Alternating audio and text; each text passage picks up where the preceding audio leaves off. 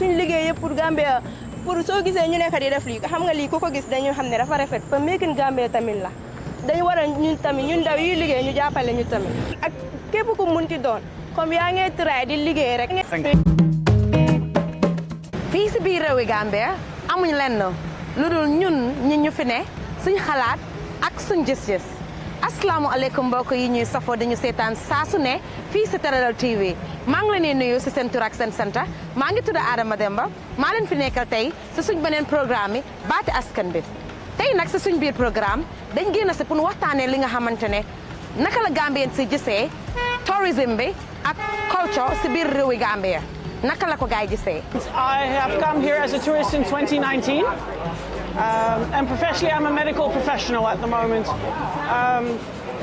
So we've been here for 4 times now. This is our 4th visit. This is the 2nd time we're bringing our children. And we come here with great joy. The people are very nice. They are very friendly. We love coming here to be a tourist, but also to help improve the life of the people in the Gambia. By helping them with medical supplies, with clothing, with financial support, because I think Gambia can grow a lot. Over the past years that we have seen it growing. It is improving, the road is improving, the infrastructure is improving.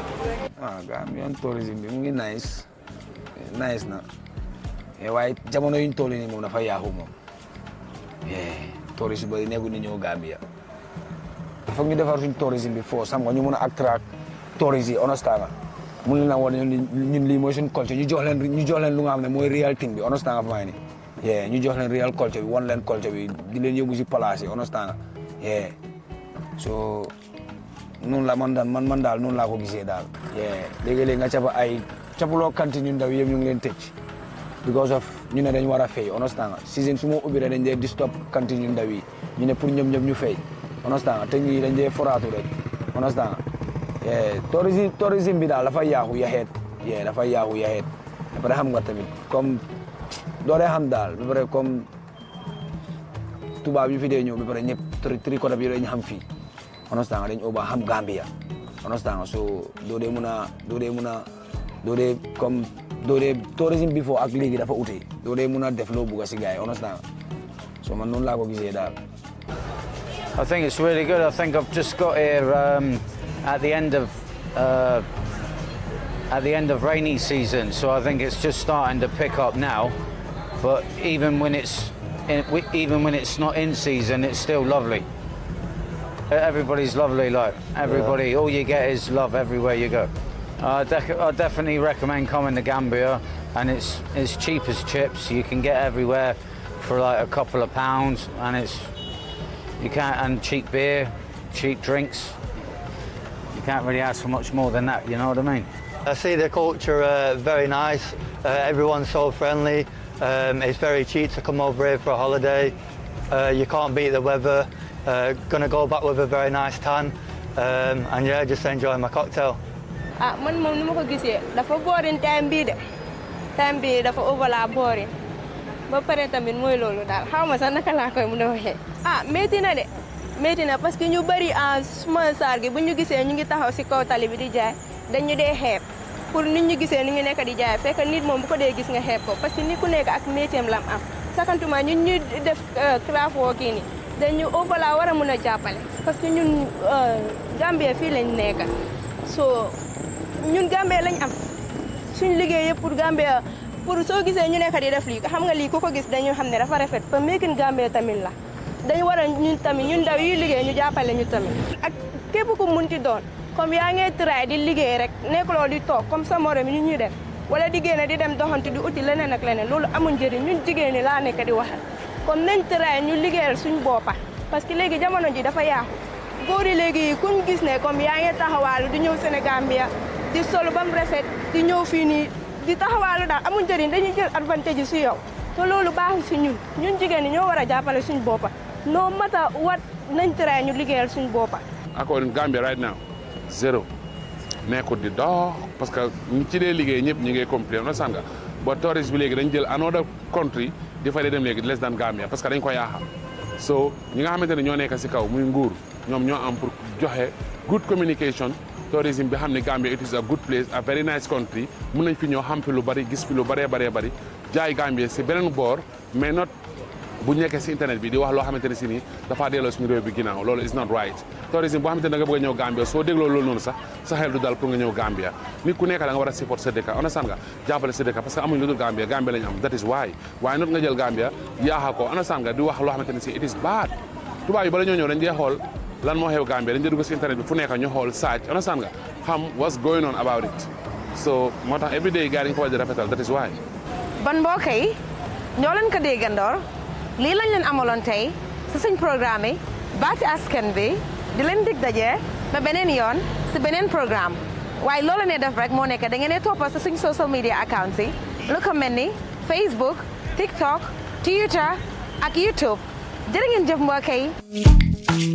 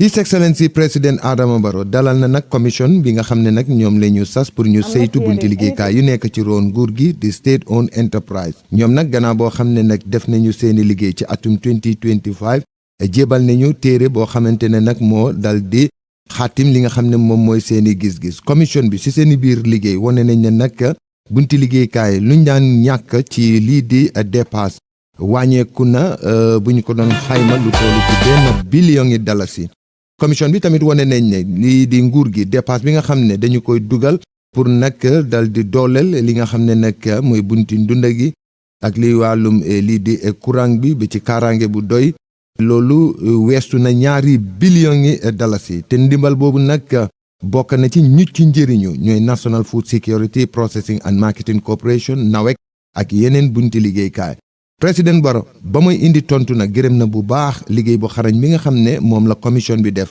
waaye njiiti réew mi ñaax na leen nag pour ñu dal di indiwaat yeneen coppite yoo xamante ni dina tax ba bunti liggéeykaay yi maanaam anam bi ñu dee wéeroo lii di nguur gi dina wàññeeku nga xam ne ñoom itamit dinañu mun a am li ñu xamee ci ay profit président Barrow nag wane na ne nguuram dina wéyal di dooleel li nga xam ne mooy seeni liggéey jotaay ba teewee woon na ko jëwrin bi nga xam ne moom la ñu dénk wàllum koppar yi ak koom-koom Sidi Keita moom itam ci jotaay ga feeñal na nag ne nguur gi dinañu liggéey ay yoon woo xamante ne nag dina toll ci 700 kilomètres am na yeneen 200 kilomètres yoo xam ne nag yoon dinañu ko liggéey jaarale ko nag ci bunti mbéy bi di Ministry of Agriculture chairman bu SOES di Ousmane Ngom wone na nag ne seeni ndaje boobu noonu am na solo lool ba tey rek ñu desandi ak ki nga xam ne moom mooy président Barrow ci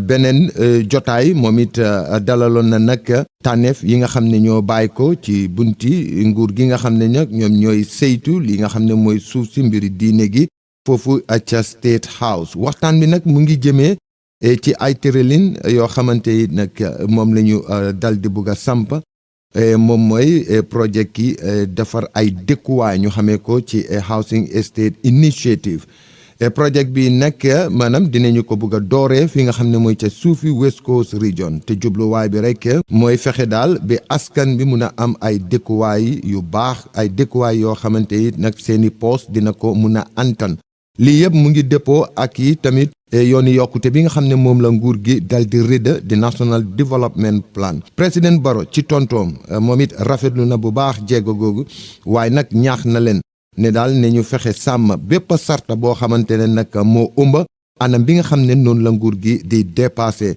wane na nag ne nguuram dinañu continuer di fexe ba lii di askan bi mun a am ay dëkkuwaay yu mucc ayib ñu jàll ca biti réew ñu dooree ko nag fi nga xam ne mooy ca réewi Amérique ñoom nag seen bunte googu di State Department ñoom nag wane nañ ne lii nga xam ne mooy joxe visa loolu nag jamono ji dañu ko taxawalangum surtout nag ci doomi réew yi nga xam ne ñoo bàyyi ko ci juróom-ñaari fukki réew ak juróom bokk na ci Gambia ak Sénégal loolu nag dina door ñaar fukki fan ak benn ci weeri janvier bi ñoom nag jéego gi maanaam dañu koy defangum nii rek lu ñu xamee ci temporary waaye nag kañ la mooy jeex boobu indi wuñ ci ab leeral wane nañ ne nag bañ a joxe visa yi nii dina jëm ci nit ñi nga xamante ne nag dañoo bëgg a tukki Amérique parce que seeni njaboot ñoo fa nekk mbaa seeni mbokk ak ñii nga xam ne nag dañoo bëgg pour di dem liggéeyi foofu ca réewi Amérique waaye ñi nga xamante ne nag ñoom jóg dem Amérique toog taxul leen a ut visa ñooñu nag ñoom dinañ leen jox ñu mel ni ay touristes yi ak taalibe yi nga xam ne ñoo fa bëgg a dem ay jàngi ji ñoom nag réewi Amérique seeni kilifa yi wane nañ ne nag jéego gi mu ngi bokk rek ñoom it ci ay sarta yoo xam ne moom la ñu teg ñu xamee ko ci public charge rule lii dina dooleel consular office yi nga xam ne ñoo nekk ci dëkk yi pour ñu bañ a joxe visa surtout ci nit ñi nga xamante ne nag ñoom dañuy dem Amérique ngir nag mun a njëriñu ci yenn taranga yi nga xam ne moo nekk ci réew yi boogu kii nga xam ne nag mooy wax ci turi State Department di Tommy Piggott wane na nag ne ci jamono ji nga xam ne nag dinañ dugal ñàkk joxe visa bi ñoom it dina leen may pour ñu mun a gën a toog xoolaat yan yoon la ñu mun a teg ba tere ay nit ñoo xamante ne nag dara warul dara taxut ñu bëgg a dem Amérique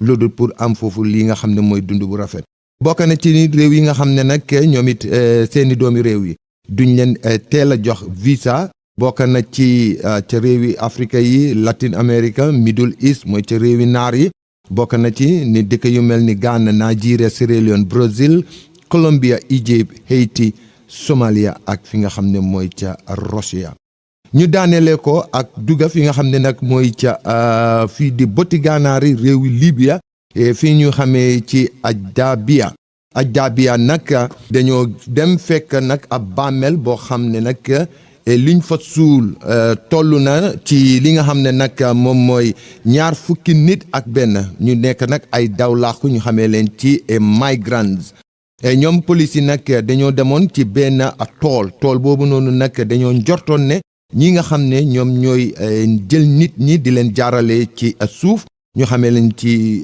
human smugglers ñoom ñoo fa nekk buñ demee ci tool boobu noonu nag fekkoon nañu fa ay lii di daw làqu yi ni di migrants nga xam ne dañoo bàyyi ko seeni dëkk ñëw foofu ca Libi ngir mun a dugg ca réewi tugal yi ñu fekk nag ñu ngi fa jàpp ñu bari te ñi nga xam ne ñoom lañ fa jàpp ci anam yi nga xam ne noonu la ñu dëkkee maanaam ci anam yu ñaaw la te i tamit ñi nga xam ne nag ñoom ñooy sumugu la yooyu faat nañ lu toll ci ñaar fukki nit ak benn ci doxandeem yooyu noonu gannaaw bi nga xamee ne nag ñooñu seeni njaboot yi yónnee wuñu ab xaalis ñu xamee ko nag ci ransom ngir ñu mun leen a bàyyi jamono ji nag teg nañu loxo ki nga xam ne nag kooku la ñu njortu ne moo def ay tafaar ak ki ñaawte fii nii lii nag taxoon na nag askan bi foofu ca Libya ñu mer ci woon lool bay futi ñoom sax dañoo mujjee ñaax ñi nga xam ne nag ñooy kilifa yi pour nag ñu teg ay daan ak duma yu métti ci kaw nit ñi nga xam ne ñoo def bi façon yi ñaawteef te ñu ci bari ñoo xamante ne ñoo ci loru ñu ngi bàyyi ko ci dëkk yi mel ni Soudan Eritrea Ethiopia ak fi nga xam ne mooy Somalia. Welcome back after the news flash luñ seetaan noonu daw na yaram lii rek daf ñu war a wan ne den war a toog suñ dëkka liggéey fi tekkee fi parce que suñ waxee ne neen starté suñ dëkka léegi fu mu nekk nii yéen a gis ci news bi America bokka neen ñun Gambia bokka neen si dëkka yoo xam ne cancel neen leen ne duñ leen jox visa but last Thursday ñu ngi doon wax mbiri backway bi si mbiri backway bi lan leen si doon wax moo nekk ne neen toog muñ jàppa yàlla liggéey tekkee suñ dëkka nit ki amuloo dara amuloo fen fu dul sa réew ñoom su ñoo ñëw fii nii duñ visa pour ñu dañoo ñëw freely waaye tam ñoom ñoo moom seen dëkka rules bu leen neex la ñoo teg ñun tamit neen toog suñ dëkka fas jom liggéey tekkee fi amee fi jàmma ba ñun tam dine mun a am suñ own rule si boppa waaye ñu ne ku wàcc sa ànda boo dem fekk fa borom toog ñun dendee xeeb suñ boppa all the time xoolal lu saat loolu noonu ñu rey noonu te yépp fan la doon gaay di try pour dem dëkki jàmbur ñu ñàkk ci seen bakken noonu lor seen famille lor seen waajur lor seen mbokkay ne leen try ñu xam ne tey $5 boo jël invest ko su ëllëgee mu jox la 10 su passé loolu nag bugga naa tey topic of the day I want us to talk about dama bugga ñu waxtaan rek parce que man dama dee toog di xelaat ma ne ok ndax yenn yaay yi duñ dee am guilt ndax guilt du dee nekk ci ñoom ndax duñ dee xelaat jigéen dafa baax torop nga toog di xelaat di reflect because ñun suñ time dafa gaaw a dem topic of the day nag tey bugga naa xuus du sori nag waaye bugga naa duga pour ñu waxtaan bugga naa ñu waxtaan about jigéen yooy gis ñu sëy am njaboot yàlla wërsagal leen njaboot ak seen borom kër yàlla def maybe seen borom kër amut wala yàlla def sëy bi yàlla jeexal na ko parce que sëy am na yuy dem ba faw am na yoo xam ne dafa am fu mooy am léegi yow jigéen bi amuloo yërmande tiituloo ragaluloo nga paak sa bagaas tàllal génn ci sëy boobu noonu fesey jëkkër fese waale doom soo déggee ma ne fese jëkkër fese waale doom sa digganteeg sa jëkkër sa digganteeg sa jëkkër la waaye xale luñ ci doon gis naa du benn du ñaar du ñett du ñeent jigéen yoo xam ne dañoo jël seen doom abandon leen bàyyee leen seen papay wala ñu jël yóbbu sànni leen seen mbokki papay and their only excuses xale bu ndaw laa waaw damay defar suma life waaw time a ngee dem xoola suma moromi duma fi toog téye doom boo xamee ne yow bugguloo toog téye doom loo juree doom loo juree doom tey dara daaxut nga am sa doom nga wan ko that motherly love danga gis papa yoo xam ne dañuy sonna ci seen doomi ñoom rek duñ gis yaay duñ gis famille duñ gis dara xale yooyu noonu seen papa yi ñooy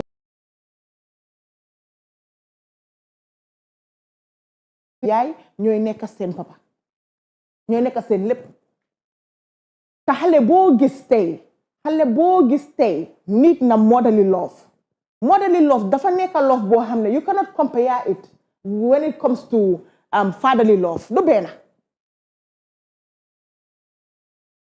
du benn waaye yow mbedd bi mu jaral la nga jël sa doom sànni mbedd bi jaral la nga jël sa famille sànni it's not everything that glitters is gold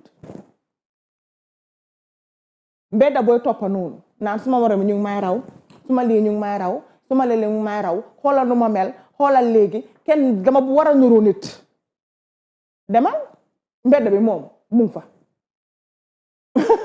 mbedd bi kenn moomu ko mbedd bi kenn moomu ko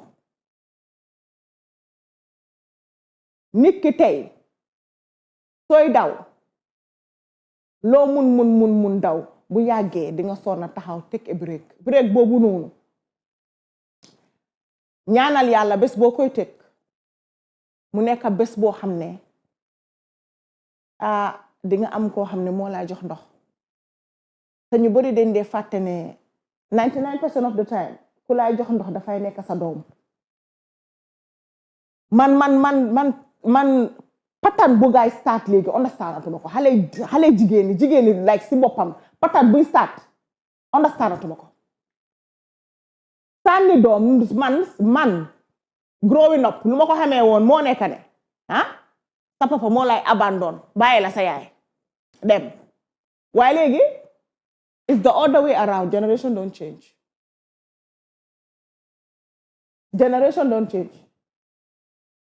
and they will do it proudly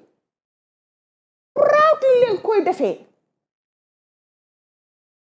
ngir lan gis nga sa xarit ku sëyut amul doom mu ngee dunda loolu ndax yow xam nga kooku what she's going through wala kooku tey soo ko ooyoon teg ko she wish to have the life you have waaye bugge ñàkkaa doylu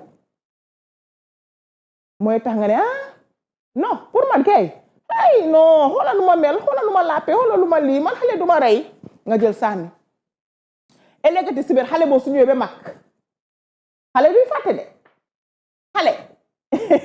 xale duy fàtte xale ku ko fa nekkal rek lay fàttale ko su nekkee ne yoon like comme yéen am ngeen the mentality of ne ok dinaa dem def lu ma neex ba tey ma neexee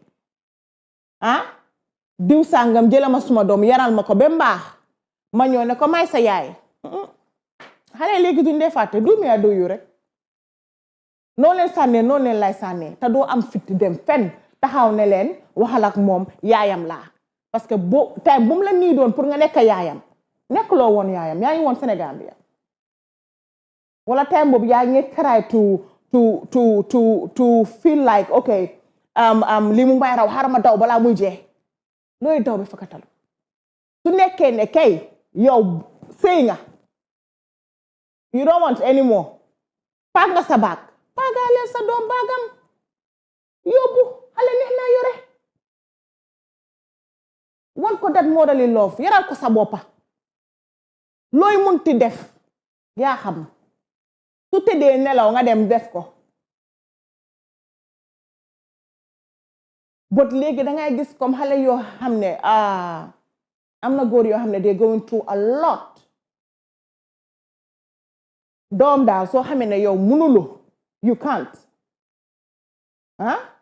use protection wala nga bokka family plan bu ko indi si réew mi bu ko indi si àddina bi muy suffer and you're nowhere to be found baala leen ma tey moom loolu rek loolu rek laa am pour lu may wax tey waaw su passé foofu noonu nag bëgg naa ñu dem doxantu tuuti rek dem seetaan lu ndaw rek su ñëwee rek ñu continuer.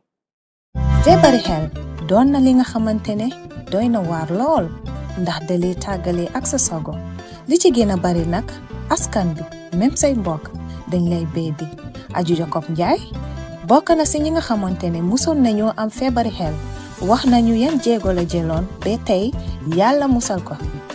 Man mental health patient la in a sense mooy dañ dee wax ne comme ñoo xam ne daal nekkut si seen sago pour nekk nit koo xam ne nekkut ak sagom dafa métti torop because nit yi duñ ko gis si yow maanaam ñoom luñ foog mooy nit yi ñoo xam ne ñu si mbedda bi ñu ngi wóor you understand ñoo nekk mental health patient waaye suñ kër sax suñ school si dañu am nit ñi ñoo xam ne ñu ngi batul with mental health and man si laa bokk so façon yi ñooñu noonu like dañooy def seen liggéey dañooy dem school mais si within themselves luñ dee face dafa jafe torop nit yi duñ mun a understand gars yi luñ bugga ñoom dañ bugga si mbogeel boobu noonu si nit ñi like they want to be surrounded with people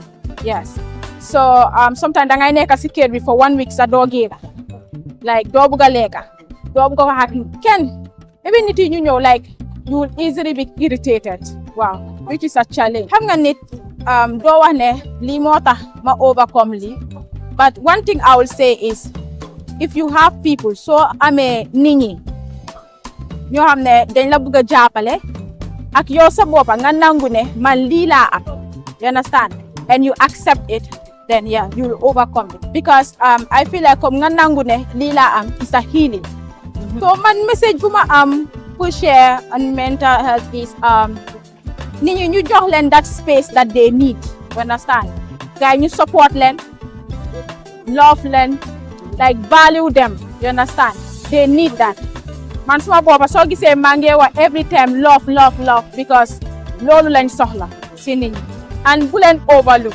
wala gars ñu bugg a wax dara rek balaa ñuy jeexali yow nga jël so you are trying to bring them down loolu baaxut si ñoom yes nit ñi ñoo xam ne dañ am mental health tamit outside xamal ne like people love you and they're there for you however man suma booba I'm having an organization called Part Mothers Organisation la boo xam ne ñu ngi dimbale xale yu ndaw yi like jigéen that are going through like single parenting and xam nga ne single parenting foo ko gis like mental health follows you understand so we're supporting them on mental health support and currently we will be having our seminar will be like October 25th Saturday International Open University dañ koy def and I'm urging everyone to come nga learn and support especially when it comes to mental health we should give our all to the people we are serving.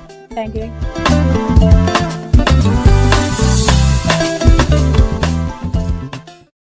Welcome back yéen a déggandoor loolu comme lu mu ko waxee rek mental health dafa nekk loo xam ne ñu bëri deen foog ne fekk si miwuloo sa yére rek yow yaa ngi fine te ñu bëri ñu ngi go through that especially jigéen yoo xam ne am neen doom ba pare this is something loo xam ne all they need is love leen need and support and caring comme bu leen wane yow doo dara am na ñoo xam ne tamit like their mental health will reach to an extent boo xam ne dañooy simi seen yére yi understand nga waaye luñ need mooy family love understand nga wan leen ne like you are still part of society bu leen jël gaay tegee leen boor which I think some of us are very good at wala belittling you understand nga di la ñaawal ak yooyu noonu yëpp nit ki soo ko bëggee jàppale da nga koy xëcc sa boppa parce que tey ñoom dañ dee feel ne lu bëri raw na leen ba pare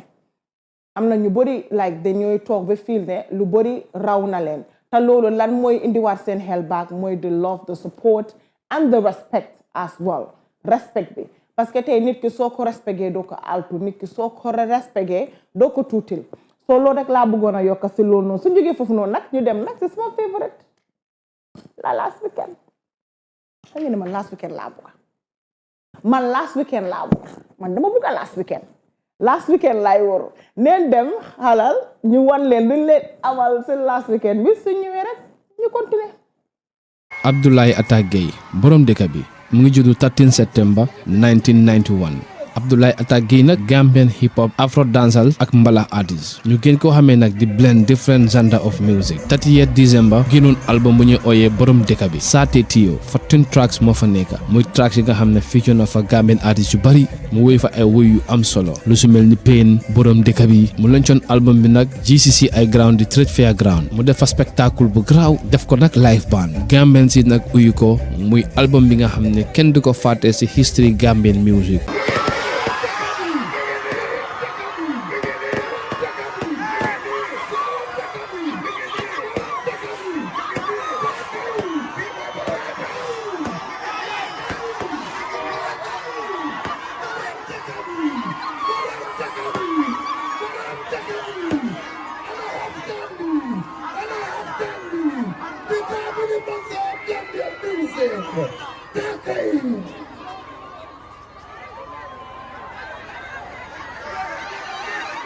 Assalamualaikum.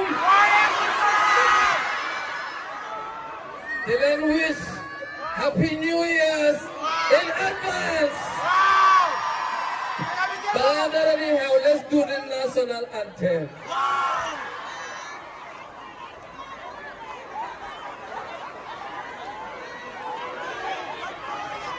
After the count of 2, 3, 1.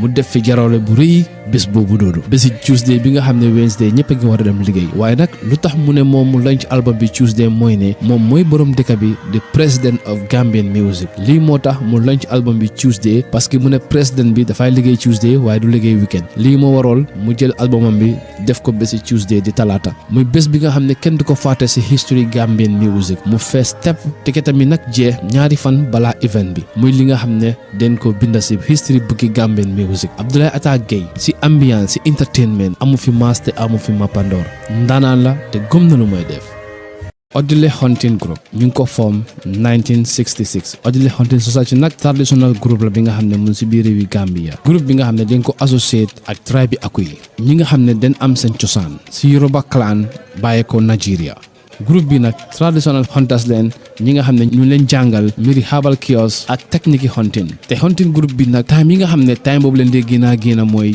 su Christmas jotee Easter wedding leen dee faral di génn Odile Hunting Society bii nii su ñëwee su wàllu asub bi sanse yu gay di sanse su ñuy génn extraordinary te nag soo ko bàyyee xel boppa yi nga xam ne moom leen dee génnee at bu nekka daf dee nekka boppa yi nga xam ne dañ ko décorate bu rafet bu nice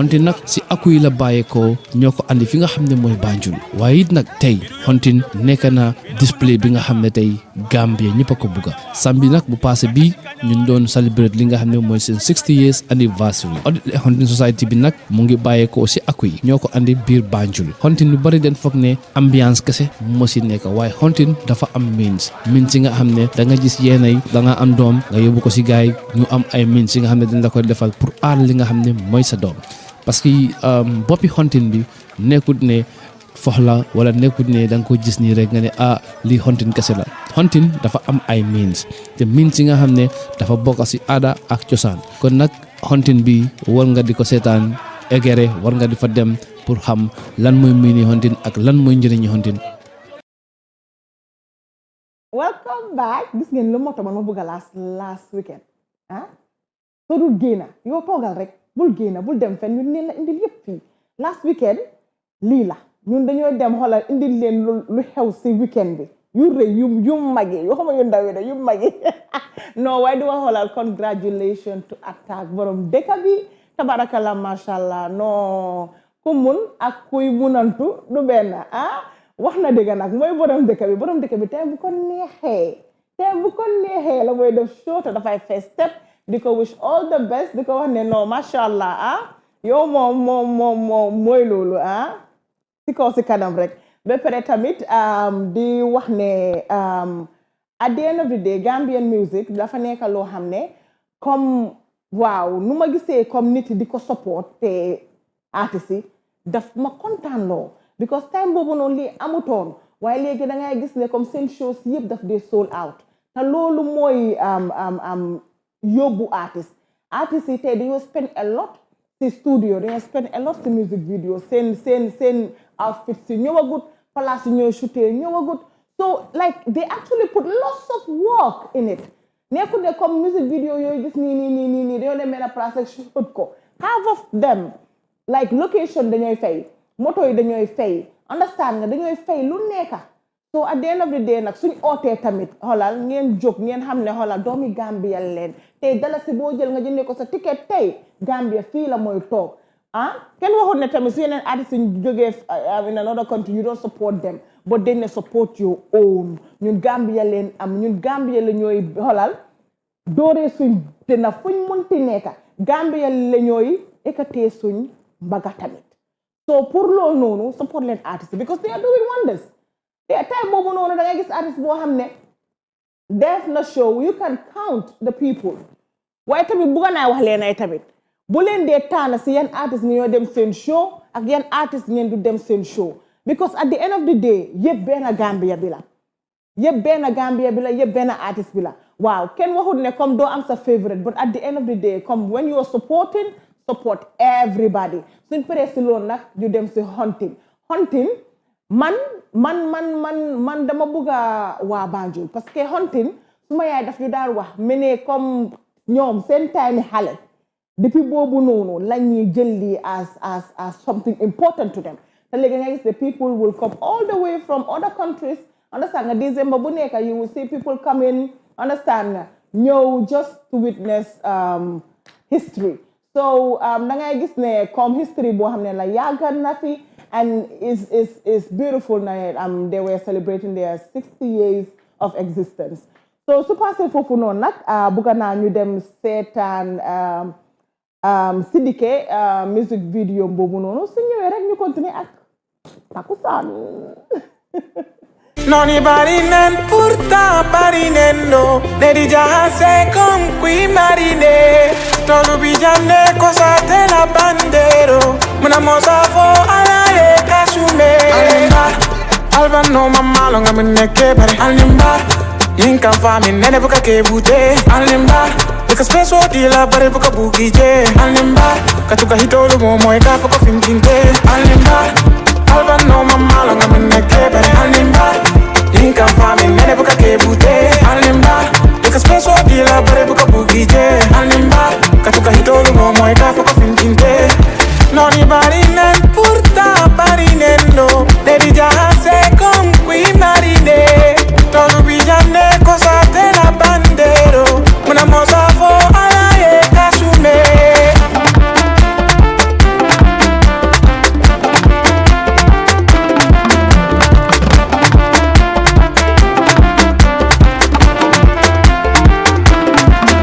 Alimba Artiso ke kuko balage Wallahi ala mutabali ya yetinya roke Boma le bale dina la feyo Tegal kumurum perenyi kompadu gay Alba no mama longa mene kebare Alimba Yinka fami nene buka kebute Alimba Yika speso di la bare buka bugije Alimba Katuka hitolu momo eka foko finkinte Noni barinen purta barinendo Dedi jahase con qui marine Tolu bijane cosa te la bandero. Muna mosa fo ala ye kasume.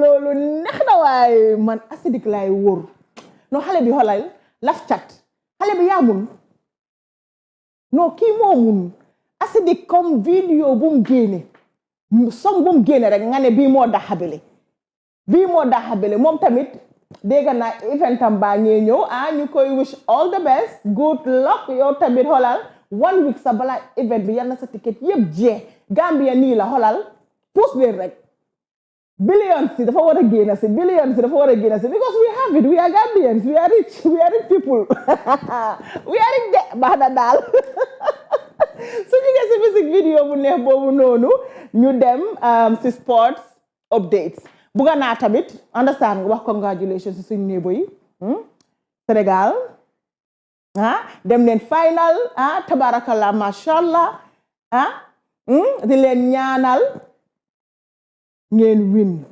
parce que yéen seen win suñ win la Gambie mooy Sénégal mooy Gambie Sénégal bi leen wax waaye win bi ñëw leen célébrer ko fii Gambia man loolu laa bëgg ñu dem raxasee dollar def raxas bi Dakar raxas sooyi Dakar waaw waaye xoolal celebration bi fii la war a nekk di leen wish all the best di wax ne xoolal seen win suñ win la Gambie mooy Sénégal mooy Gambie Sénégal bi leen wax so si kaw si kanam rek génne njaay yooyu noonu su jógee foofu noonu nag dem si sports update suñ ñëwee rek xam nga ñu ngi waaja ñu ngi ram danka xam nga tamit mooy loolu togga boo gis rek after dañuy am yaka foog ñu yaka so suñu yakee ñu saaf leen after dañ dee xam na xaw a daw tuuti du dem tuuti waa ñu feegu ak yéen tuuti rek Demba in GFF Division 1 action, BST Galaxy ñu ngi dem on against Medina United FC. Game bangi jël place in Basori at the home field of Real de Banjul. Match B was well played between two sides that came into the game 9th and 11th in the table. BST ñu ngi score early. Omar Jabang mu ngi score in the 7th minute after being a well-placed goal. Pull job BST the lead. Guy ñu ngi continue having a lot of chances, dominating the first half, hitting the crossbar off a set piece and having 3 clear chances to extend the lead. Medina also had a few chances. The number 19 Selu was very influential, creating chances for them and making the game very tight. In the end, BST were able to hold on in the second half with strong performances from the defense to keep a clean sheet and to also now leapfrog Medina si table bi. Ñoom ñu ngi léegi nekk 7th place with 8 points. Medina dropping to 11th and staying on 7 points with 6 games played si season bi. Si yeneen news, Senegal ñu ngi jàlla si finally African Cup of Nations 2026 bi. Gaay ñu ngi door Egyptian si 1-0 after Sadio Mane mu ngi score si 78th minute bi pour yóbbu Teranga Lions to seen second final in the last 3 AFCONs. Match B was very well played with Senegal dominating possession for most of the game, and Egyptians were not able to capitalize, ending their tournament. In the second semi-final, it was played between Morocco and Nigeria, and it finished 0-0 after 90 minutes, and then extra time, the scores finished 0-0. Guy them by penalties. Morocco ñu ngi dem victorious after seen keeper bi save ñaari penalty Nigerian si pour forcer guy pour guy génna. So léegi final bi will take place on Sunday at 7 p.m. between Senegal and Morocco to decide who is the champion of AFCON and the king of Africa. That's all for sports. Welcome back after that. sports update. Nomana suma sports star bi, my star. I miss him. Nomana tough Wada. I miss you. Nomana la way dega sa voice sa kontaan na tamit. We are about to say goodbye. We are about to say goodbye. I know you don't want me to go, but I have to go. This is just me going back to my country, India. I have to go back to my country.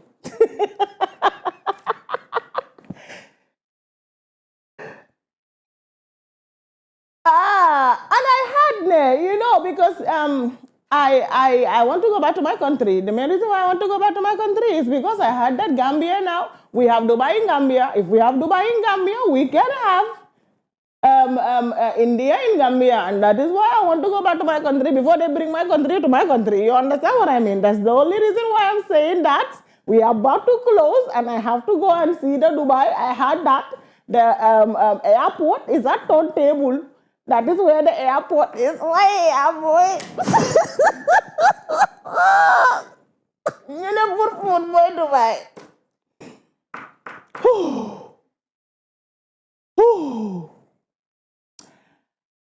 Why Gam Petroleum. Hola, Gam Petroleum nga ñoy dem. Ku bëgg am visa pour dem pour food Dubai. Yep. No, hey. Hola. Okay, Roy, calm down. Okay. Legi, I'm serious. Okay, I'm just gonna, say bye-bye to you guys. Why? Bala bye-bye bi, I just stay takusan bi dama ko buga may suma papa. Joe Maroon la ko buga may. Suma best friend, Helen Maroon, papam, ko xamne depuis ma ñew ci këram ba tay daf ma jël ne may caati këram. Fay bu ma jooyee mu fomp suma rongoñ time bu ma ne ko papa da bëgg wax ak yow idea bi la am du ma ne non bu lii ak lii dina ma advice gomma wan ma love di la ñaanal gudda fan ak wér gu yaram yow papa dundal loo dunda rek ñun xeeb neen ko di la ñaanal gudda fan ak wér gu yaram di la wax sa nene tuuti bi tey suma takkusaan yow laa ko may I love you so much takkusaan nag nii rek la Bege, we have mixed emotions all the time. Understand that emotions do they stable? Why tamit? Because we are not sugarcaning anything. At the end of the day, reality bi rek leen la ñuy jox. Di leen wax ne nag ba next time Thursday ma jàkkaarloo waa ak yéen waaye fu mu nekk damay dem Dubai. Thursday balaa Thursday dinaa ñëw su nekk so yeah bye love you bye.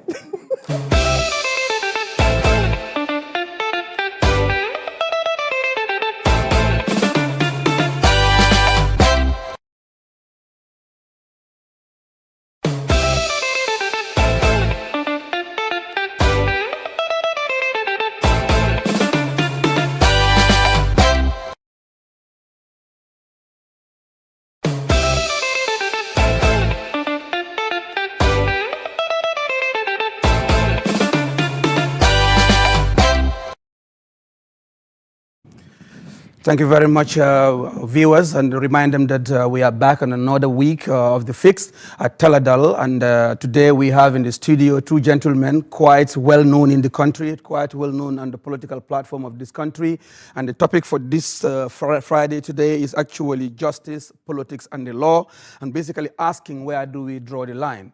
And just before I go further, on my right hand here, I've got Mr. Dudu Jah, a renowned politician, of course, a friend of the press, has been on many platforms in this country, and we look forward to having a conversation. On my left here, I've got, of course, also a well-known politician, a legal practitioner, a lawyer by profession, and he's also been involved with a lot of development when it comes to the involvement of the country's movement legally. And we thank everybody for coming, and this is Teledal, and we welcome you to the show, The Fix.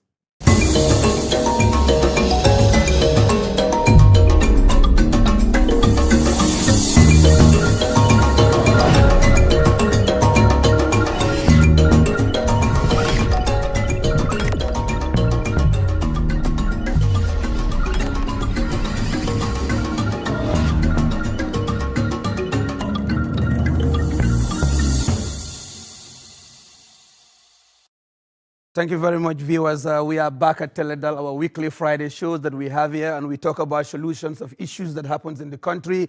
Of course, having analyzed what's going on in the country politically, socially, economically.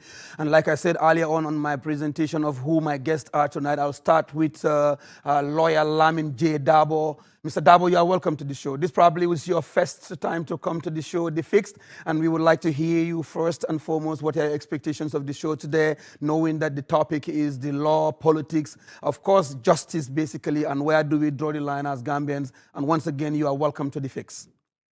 Thank you very much. Well, the law, politics, and justice, you can summarize it, public life, the public life of the Gambia.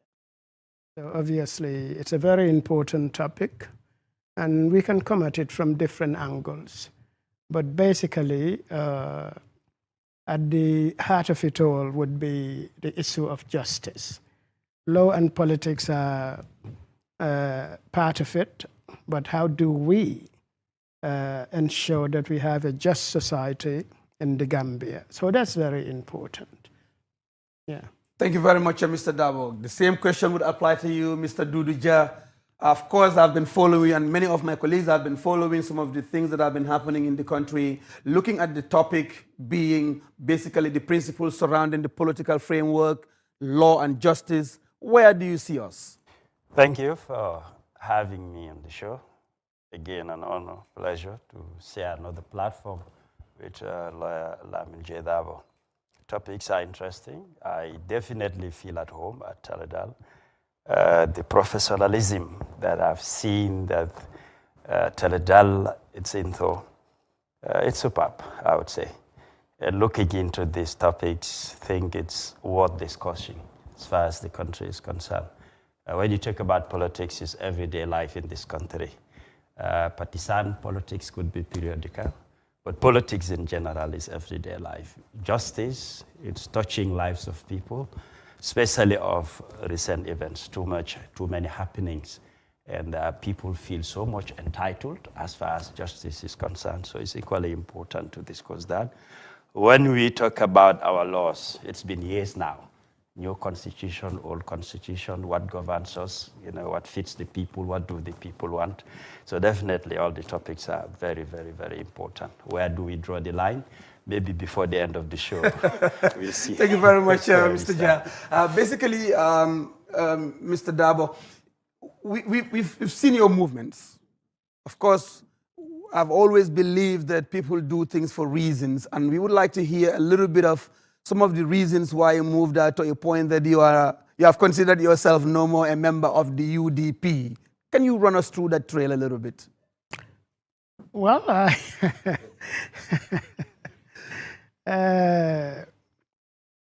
think effectively it's the culture of overstaying in power. It's very important. When we talk about overstaying, we talk in terms of political leadership, that is the presidency.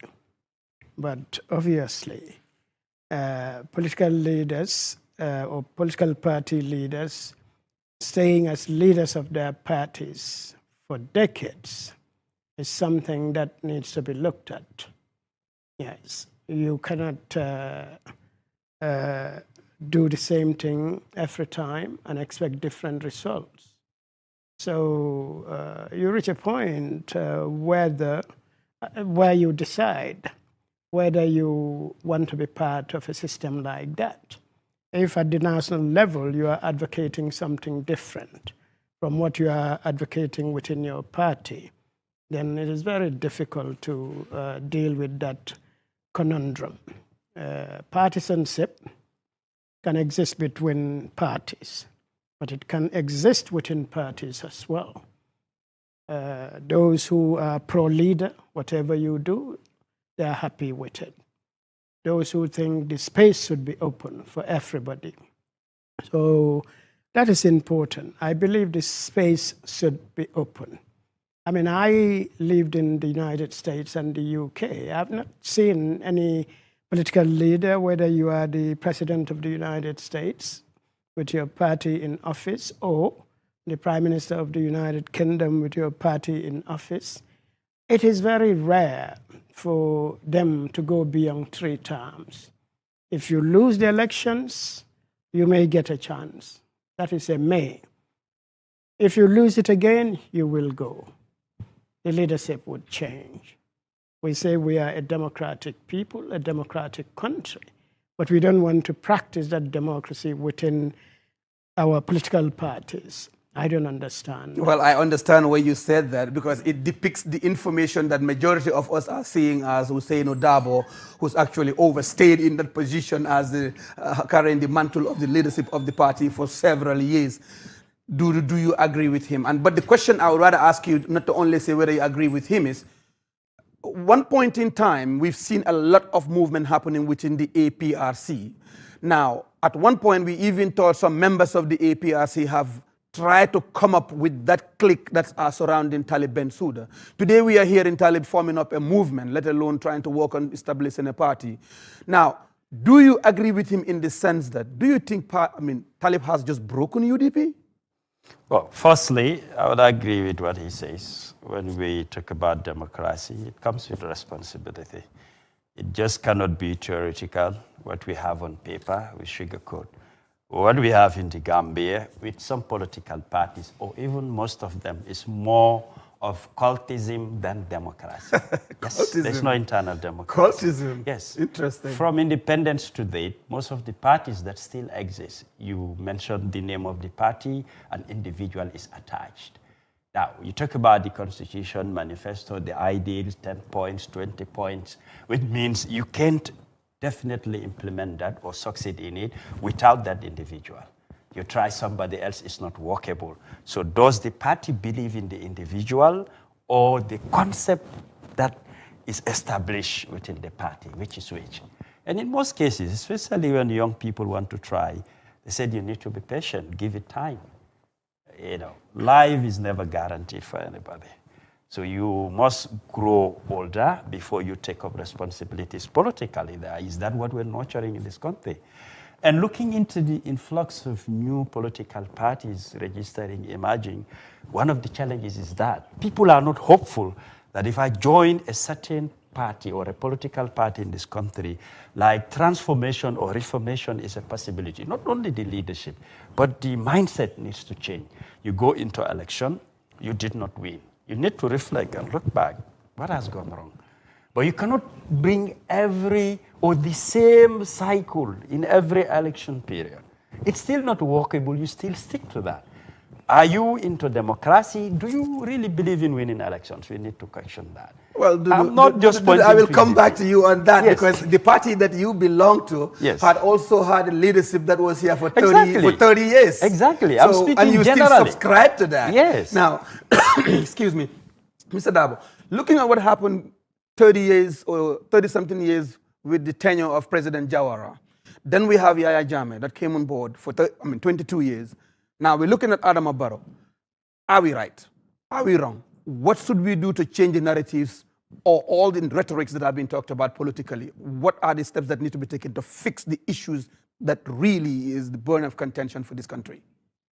Well, we need to move from a culture that tries to tell us that if you aspire to the leadership of a party, then you are betraying the leader who is in the party. Did you just say that if you aspire for a leadership, then you're betraying the leadership of the party? The leader of the party, the like owner in the essence of, let's say, Talib and Hussein?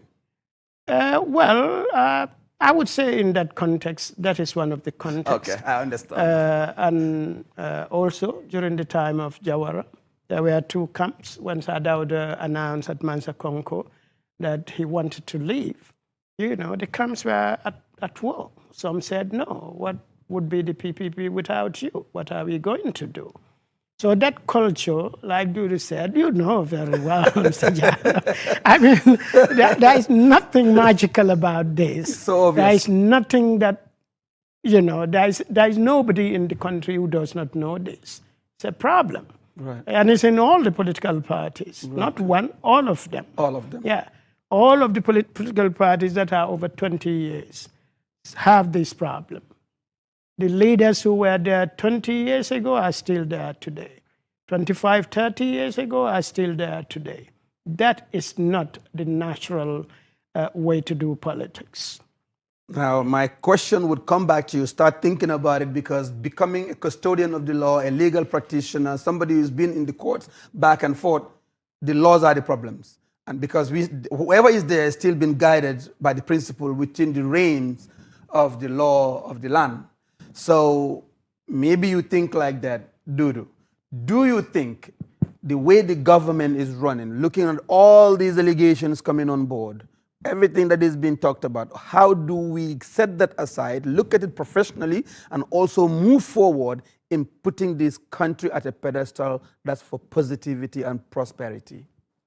I've mentioned earlier that politics is everyday life.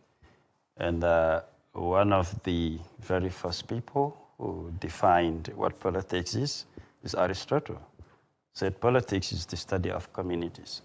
Now, you go to any country, it's a setup of communities. Now, as a politician, you need to, studying communities is, you need to know what are they made of? What do they want? These are things they want to champion in life. I've experienced that in Libya during the time of the former president, Muammar Gaddafi. What Libya had was direct rule system. It's like a democracy whereby people will converge, discuss, and see what they want, and they table that for the government, and the government implements. That's giving back to communities what they really want. Coming back here, it's different. In most cases, you need to subscribe and ascribe in order to benefit from what government is going to give you. From the days of Jawara coming down to Jammeh, coming down to Barrow, we're experiencing it. Especially when it comes to campaign. You believe in us, we give you borehole, we give you football jerseys, we give you cooking utensils and the like. Did they make a study on the community to provide amenities for the community? But it's most of people that ascribe or subscribe to us, they tend to fulfill their needs. So something has gone wrong when we talk about politics in this country, and that we need to rebrand. Now, you've been elected in office by the people, and that's what democracy is advocating for: government of the people, for the people, by the people. So you have to serve everybody, those that voted for you, those that didn't. It's a responsibility solely on you being in charge of a country. So especially basic necessities. From independence to date, we're still struggling, with good running waters, electricity, good roads. And you can't champion development without this, because each and every one of these, the impact it has on lives, on the country itself, it's outstanding. So there are challenges here. I think politicians need to go back to the drawing board. All this hustle and tussle, you go to the social media, attacks here, insult there and there. Do we understand what politics is? Are we serving the people? Are we serving ourselves, our own interests, like we normally prophesize it? Politics is about interest. There's no permanent friend, no permanent enemy. This ideology, I think, either there should be a shift or a change in the way we do things. I always believe that Gambia can be better than where it is today, and it depends where do we want to take it. But the challenges that we face, are we really discussing it to find solutions to it? Very rarely. But we have a polarized system when it comes to, politicking. Everybody is trying to beat about their chest that I am the right guy. Well, thank you very much, Dudu. We remind our viewers that they are watching Teledal, and this is our Friday weekly show called The Fix, where we come and discuss issues pertinent to everybody's life, but also come up with solutions to this. Mr. Dabo, I have asked about what must have transpired and must have gone wrong. You just left the UDP recently. You were there years ago. Part of the time that we had to review the Constitution was when the National Assembly is much more saturated by parliamentarians that came from the opposing party called the United Democratic Party. How come they could not change some of these laws or accept a new draft of a Constitution for us to move forward? And what would be your advice legally as a legal practitioner? Because I, for one, think that if the Constitution was amended, some of the things we're talking about now would have been history. Well, the Constitution obviously is not governing political parties. It is a contract between the government and the people. So when we say the government, we are talking about the three branches of government. That is the National Assembly, the presidency, and the judiciary. But judiciary is just a referee. The actual players here are the National Assembly, but especially the presidency, because that is the executive arm of government. It has a lot of power. It is responsible for the day-to-day administration of the country. So what we can do is ensure that there is real rule of law in the country itself. Rule of law is just a mantra in the Gambia. People talk about it. The rule of law, there is rule of law, the government and its spokespeople would all come out and say there is a lot of rule of law under the presidency of Barrow. Obviously, there is rule of law there, but we need to be a more transparent people as far as our public life is concerned. We need to be a more responsible people. We need to open up government. Because today you can write to very important arms of government, you write letters to them, you know, on behalf of your clients and things like that. You don't get letters, you don't get responses back. Oh, that's bad. That is a very, very difficult thing to understand, you know. So government should ensure that there is openness. If there is no openness, human beings being what they are, and it is not blacks or Gambians, human beings generally. If there is no openness, there is no rule of law, you can bet people will do what they want to do and get away with it. It's just the way things are done. Oh, wow. Yeah. Again, like I said, Dudu, do you think that the National Assembly has failed this country? Wouldn't say fail for sure, but they've not lived up to expectation. They have not lived up to expectation? Yes. One of the titles, they've been called lawmakers. How many laws have they looked at? Have they enacted? Have they changed? You know, from the term, they didn't talk about the term limit, but they talked about the age. They didn't talk about they talk about the rent tribunal, the rent laws. They did not talk about few things, but again, they talked about other things that had to do with benefits towards towards the development of them personally. Exactly. So these are all the things that I am looking at. I mean, of course, now we are looking at 50-50 in terms of the collective responsibility of the National Assembly members. But can we really gauge them from 0 to 10? What would you give them and why? Like you said earlier, how politics is defined. Most of them is interest-centered instead of giving back to communities. Even when we make laws, they're looking at what favors them or what favors the allied. Like you made mention of by making adjustment or changing the age instead of the term limit. Now, when it comes to term limit, it's going to benefit communities. But when it comes to age, we're personalizing or individuals benefiting. Now, as lawmakers, I think we need to go back to the law. How we even do the nomination for them to qualify in order to contest election and win, then go to the National Assembly. I think that's where the change should come in, so that we'll have competent people vying for this position. At least the shift would take place.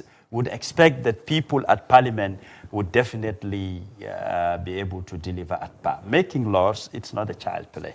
It requires so many things, and understanding it's key, one of it. And you need to think in order to accept that this is not good, let's change it, or this is good, let's try to put it in. The National Assembly, yes, is a political banter bar, but nonetheless, partisan politics shouldn't be the order of the day. Unfortunately, it is. Certain things are table bills. It's like the ruling party versus the opposition, and the independent candidates will say, where do we throw our weight? This side or that side? It's more of a scale that it must weigh this side or the other side. Do we think, or are they thinking about the impact, the effect it will have with society? Look at the Constitution. You know, it got thrown to the bin twice. That's what I'm saying. The first one, how did it came into being? It's like one side said, we're not going to accept this. At the time, it was the opposition. Now, this time, the opposition wants a new one. Those on the ruling have said, this is what you did the last time. It is payback time. So it's like it's been decided by them politically. You know, they'll just throw it to the dustbin. Whilst the masses wouldn't have the opportunity to even decide what they want. But instead, that would be the last phase. So the lawmakers themselves need to look at the laws that would definitely not be biased, and it would be to the interests of the majority. But unfortunately, like he said, they are the key players. If they decide not to play the game, what could the referee do? Just a bloody visual as go along. Remind our viewers that they're watching Teledal, and this is the fixed show we are having today. Lamin J. Dabo and also Duduja. Mr. Dabo, there has been questions going around, and I'm trying to give you this opportunity not to only vindicate yourself, but to also clear the air. Mr. Dabo is the lawyer for the auditor, or a member of the people that stands for the auditor. Mr. Dabo also is a member of the law team that represent Gala. Now, we don't want to see you as somebody who is always on the protesting team. How do we get here? What can we do to move forward? Is this country always going to succumb to, let's say, pressure for them to do something? Or what would you advise government to take a look at? Because something is definitely disjointed here. Well, say, for example, if you look at the Gala protest, is there a reason for that protest or for the protests that were fronted by Gala? Because there was the Janneh Commission protest. There was also the Pura protest, where Pura intervened on behalf of some telecoms companies to put a floor to the price of telecom services. Should Pura do that on behalf of businesses in the market? I don't think Pura should have done that. What they did was just to take, you know, a petition to Pura. That was it. You know. So me, I have no particular interest in, you know, opposing government for the sake of opposing it. I'm not even opposing government. I don't see these things as political matters. Okay. Yes. So Gala, they came to me. I was willing to represent them. Whether I represented them or not, somebody will represent them. Of course, there just spoke a legal term, and you understand there that. are many people. Somebody else will. Yeah, there are many people who are interested in representing them, and so we are a team.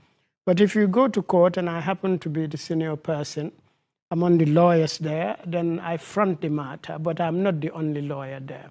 Now, as to the Auditor General, they said he is UDP. Don't you see? When he was fired, he went to a UDP lawyer. The man is not UDP at all. He's absolutely well, that's not the impression UDP. That's not the impression you gave out. But I didn't represent him because of UDP considerations. I know he's not UDP. He is a professional doing his job. I don't even think he's interested in those public questions as far as party politics is concerned. Yes, he came to me to represent him. So it was very disappointing where some of those comments are coming from. They are responsible people in the country. But I can say I don't represent anybody on the basis of them being UDP supporters. I don't. Yeah.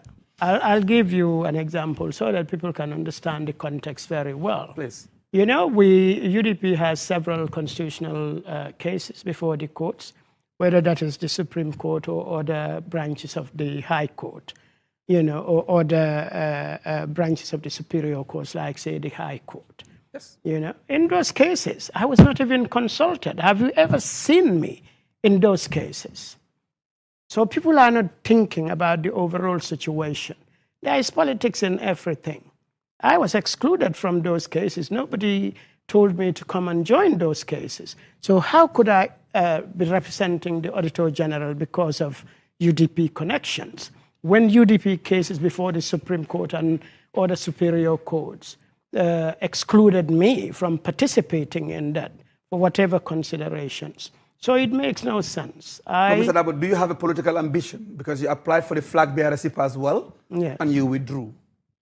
Was that something of to say, okay, I am not going to get the flag bearership here this time around, but I will definitely aspire for political leadership in this country sometime, some age, or at some moment? No, I didn't withdraw at all. I participated. I went through the process. The process selected Ousainou Darboe.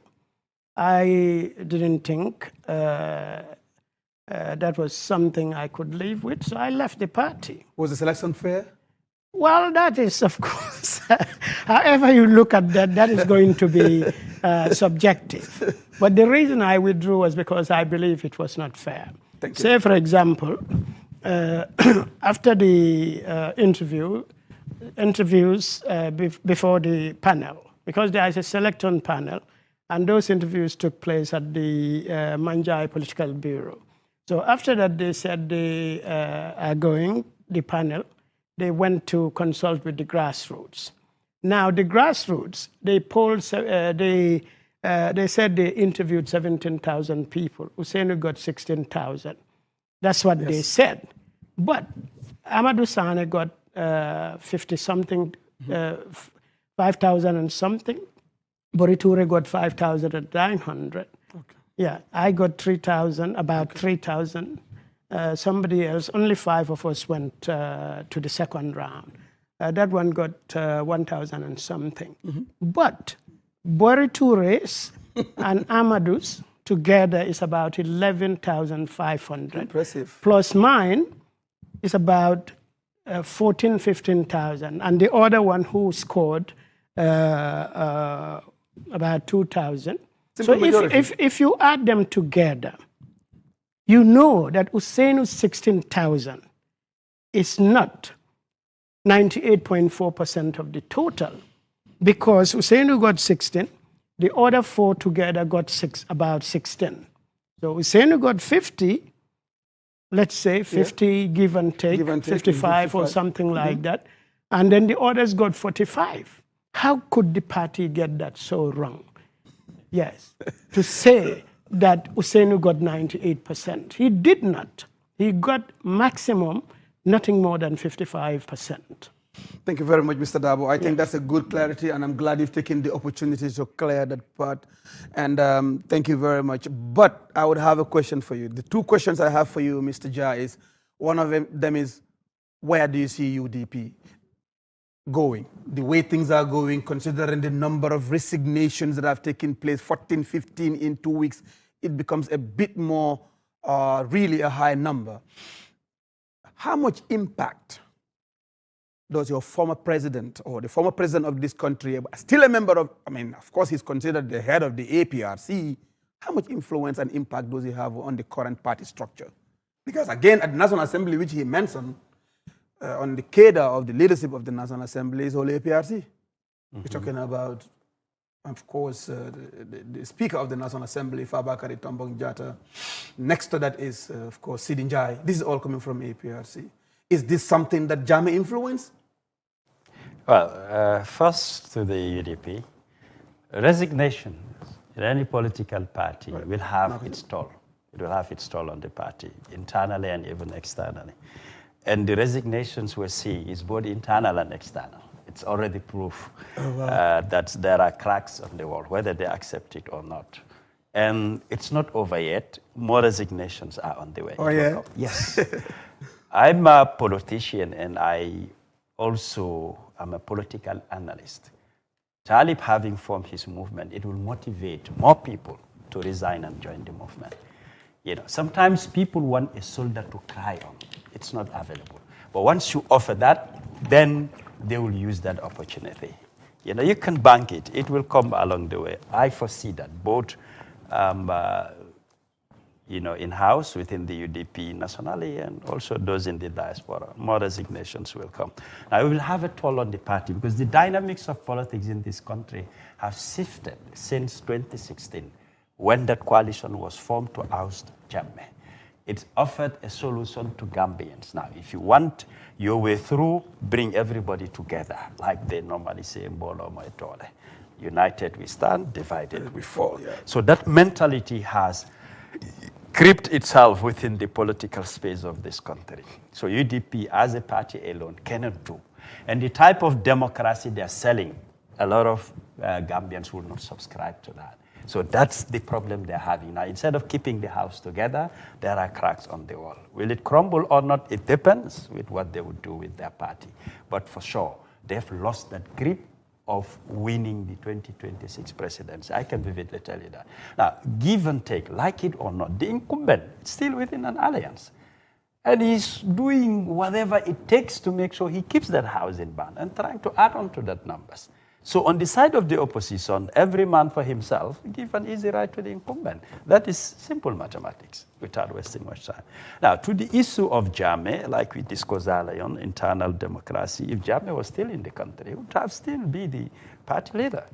Does he have influence within the party? Yes. That's what created the NATO alliance. They listen to nobody, they take orders from nobody but Jammeh. That's influence. And when he gives command, he talks to them, he cherishes his side, and he's still in control. He can fire whoever he wants from the NATO alliance. On the side of those on the alliance, it's at a different level. Jammeh is not part of, talk less of to have control of it. Though he's still insisting that the NATO alliance is the right APRC, but legally it's not. You go to the Independent Electoral Commission, the IC, you know, who are the coach, the referee, the overseer of political parties. They don't fit in within that system. Now, does Jammeh have any influence about the appointment of Speaker or Deputy Speaker? Nothing, absolutely. That's totally resides with the President. He's the one who has the powers. There are so many people who wanted to be nominated, but it's for him to decide that these are the 5 I'll nominate, and from those nominated comes the Speaker and the Deputy Speaker. So that has nothing to do with Jammeh, but the President himself. Thank you very much, Mr. Jah. We'll just go for a short break, and we'll be right back after the break.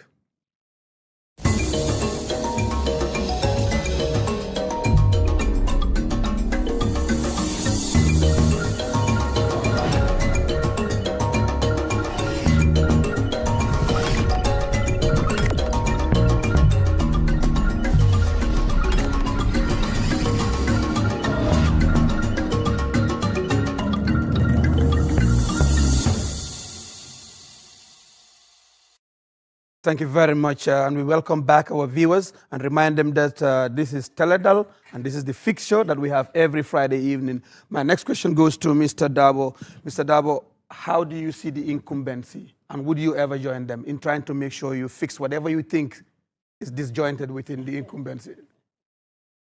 Well, you never say no. Never say never. Never say you never. never say never in politics. But no, that's not something I'm thinking about right now. Because I'm not sure I can influence the direction of the incumbency. That's not very clear to me. So, and what's the point? Joining a political party and not being able to influence the direction of that political party. So that's difficult for me, obviously. I don't know what will happen. What I know is that we are talking to people and going into 2026. So I'll be part of a coalition that will challenge. Impressive. You just told us that you are part of a coalition that might come. Well, I said I will be part of a coalition. Thank you for clarifying. Yes, we are talking with other people. So we'll be part of a coalition that would probably present a major challenge to any player on the political... You mean the incumbent? Well, including the incumbent, obviously, yes. So it's a very unsettled climate, obviously. So the incumbent needs to do a good job of persuading people to at least have a favorable view of his administration.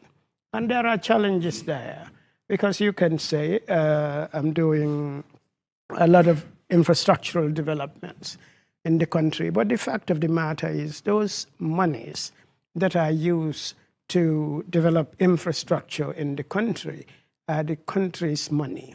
Those are public funds. They don't belong to the president. I know that. Mr. John knows that, you know that. Even if you say, no, I don't know it. I know you know that. It's not the president's money. So I told the president, your legacy will be decided not by your infrastructural developments, but how you tackle governance, because governance is our biggest problem in this country. Unless we fix governance at the national level, at the level of the presidency, the president has to be the front man in that project. If he's unable to do that, then he will leave no legacy. The roads are not legacies. The buildings are not legacies. They are not his money, but he can come up with excellent ideas in the area of governance. Governance means, obviously, restraining yourself, looking at yourself and asking whether you are doing the right thing is very, very difficult. But it is the difference between successful and failed countries. Governance is the only difference. Nobody is better. No human being is better than the other person. So America is not better than the Gambia. What they are better than the Gambia for is in the area of governance. They control themselves, yes, including the president. Yeah. If the America is not a democratic country, what's his name again? Donald Trump would have been in power in 2020. He wouldn't have left. Yes. It was a very, very close call, even for a centuries-old democratic country like the United States. And their democracy is very fantastic. I lived there for about 8 years. It's good that democracy is good. I have a little doubt about them still trying to flat few things. We just have a $50,000 being put on as a bond to travel. We will talk about that later because I want to hear your opinion. Do you agree with him? Quite, yes, quietly. I would definitely agree with him. Because I'm looking for when he says governance. Yes, the legacy is not the buildings, it's not the road. What are you going to shift his attention to, which would actually help him build that legacy? Governance is a system. Infrastructure is part of it. But like it said, it's public funds. Whoever is elected into that office would do the same. It depends at what magnitude, to what extent, or what their priorities would be. But there's always money available on the table based on what you'll get from loans and grants. And it's not giving in your name, but the country. So it's public funds. So anybody in that seat would do the same. Jawara did some development. Jammeh did. Barrow is doing. The next government to come, they will also do. That alone will not be the yardstick for your legacy.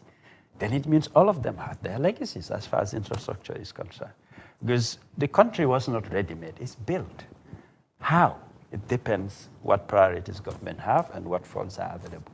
Now, let's say, for instance, another government comes, they have more grants. They would do more development that we're currently experiencing. Now, most of these roads, thanks to the OIC. Without the OIC, most of these roads we're talking about today won't be available. Another government coming, they can have something bigger than the OIC, and they will do more than what has been achieved. But the system you put in place, fighting corruption, when it comes to establishing law and justice, like our topics, today we're dilating on, talking about politics in its essence. How did you champion that? How much understanding did the people have based on you being the driver for that? Politicians need to be at the driver's seat when issues arise. You need to take charge and talk to the nation, talk to the people. But we're seeing less of that. This government comes out to address issues when they're pressured, but not out of goodwill or they see that is a responsibility or a necessity. But when there is pressure applied, that's when they will come and address issues and talk to people. It should be the other way around. As a leader, you need to listen to the people. How do you listen? Allow the people to talk. Allow them to express themselves. Now, when there are concerns, there are issues, you have to come and address that. Part of good leadership skills is effective communication. You need to communicate, not only communicate, but effectively. Once you talk, people listen to you, and you should be able to move them, get into action. That we are lacking. These are things that you can call legacy. Take Barack Obama, for example. When he talks, he moves people, and they believe in what you tell them, and it gets the action done. People are moving. But you can't, be so reserved. Things happening, social media here and there, Who is there to address the issue? We're talking about government, not only the president. If the president doesn't do that, somebody within the frame of government has to come and take charge for that. These are things words people would remember. Look at the former vice president. May his soul continue to be in perfect peace. Badara Joof, the statement he made, it's everywhere. That is a legacy. And people have hope in just addressing that retreat they have. They're writing it everywhere, it's gone everywhere, and people have even, it has even changed lives. Like doing the right thing, it will help you to get things done rightly. That alone is a legacy. Dudu, you've talked about communication. Yes. I mean, we've seen the stance where, for example, the communication or the information minister comes out and talk. Of course, we have sometimes the party spokesperson comes out and talk. Sometimes we have government spokesperson comes out and talk. Sometimes we even have the press officer at the office of the president that comes out and talk. Now, is it a duplication of effort? Are we not doing it right? Vis-a-vis having a communication strategy. If you were to advise government, I'm just asking you this because you just come up with some tangible points that I think they could be looked at. But what could be your advice before I switch to Mr. Davo? I have served a role at the capacity of deputy spokesperson at the APRC, being also the director of media, so I know what it feels like. It's not actually a duplicate of functions. Each of them could play their roles quietly. The challenge here is when you're too defensive, that's where the problem is. It's not being defensive that proves loyalty. That's where they miss the point, you know? There are certain things you have to accept facts. Are you just saying for being defensive, they tend to see that within the context of being loyal? That's the concept most of them have. If I am out there, I dare not accept anything negative about the government. All you speak is about the positives. That's not even politics. Like I said earlier, politics is about studying communities. You need to know what people want. Government doesn't always get it right. There is no perfect system where we accept it or not. Where government falls short, accept that. Now, talk about issues. Problems will always occur. How do we fix it? At times you need to accept. I have defended the APRC, but wherever the former President Jammeh's government APRC goes wrong, I do accept. Now, if you ask me what do we do to solve it, I'll give you opinions. APRC cannot always be right. But these people you're naming, engage them about governance, about the presidency, etc., everything for them, it's okay, everything is perfect, which is not factual. There is no country in this world that has it all fixed. It doesn't exist. But everything you tell them, it seems to be know-it-all. And like you listen to them, there are no problems in this country, which is not factual. We are fine. Which is absolutely not factual. Okay. So for me, they need to do better. And at times when they should engage people, face certain situations, they run away. And it goes to the extent when you say something, they feel you've not defended the government enough, or if you've said things against the government, it becomes problematic. This is why certain civil servants, who invite them to platforms like this, they're not coming, because they're careful of what they would say. A slip of the tongue could cost some of them their jobs. Well, it could have been also a Jammeh's legacy in those days too. There are things you say against Jammeh, you go to. But it has to change. We learn hotel. from the past, especially when we say never again. We expect for us to involve. Thanks for raising that. You say you go to the 5-star hotel. We have two opportunities that this country have created and generated. The Jammeh Commission, when it looks into the financial dealings, we should have learned from that and do better. Fight corruption to make sure what was wasted, it's no more happening. The TRRC came, looked into the brutalities, the crimes, the disappearing and the like. But the same police brutality is continuing today. Have we learned our lessons? Why did we set up those commissions? What are the positives from it? If it is on paper, practically we're not living it. Well, thank you very much, Mr. Jai. I think that's a whole point of clarity. We thank our viewers for following us. We also acknowledge the followership coming from the diaspora. We thank them very much for being part and parcel of this show. And Mr. Davo, of recent, we've seen a lot of protest. What should we do to mitigate that? Because to tell you the truth, the most recent one is the protest against a young man that passed away while he was in custody. Before that, about a fortnight ago, we had the Jabang incident. Before that, we had the Auditor General. Before that, we had PURA. It keeps going on and on and on. Is protest the new way? And can we do without this? Because we have a country to build rather than destroying what's already being built. I don't believe anyone is destroying what has been built. We didn't do the building as far as system change is concerned. We are still not building as far as accountability is concerned. We're still not building as far as governance is concerned. You know, the government can make these protests redundant. Yeah. How? By governing the country properly.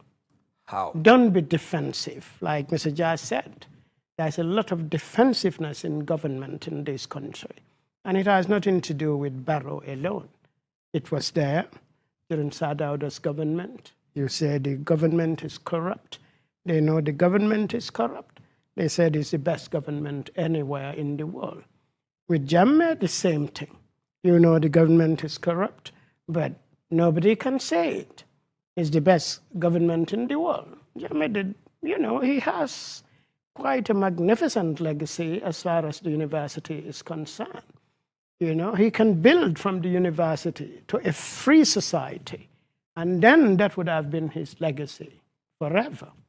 But governance, obviously, anybody who is able to solve our governance issues would be able to put this country on a firm footing to true development.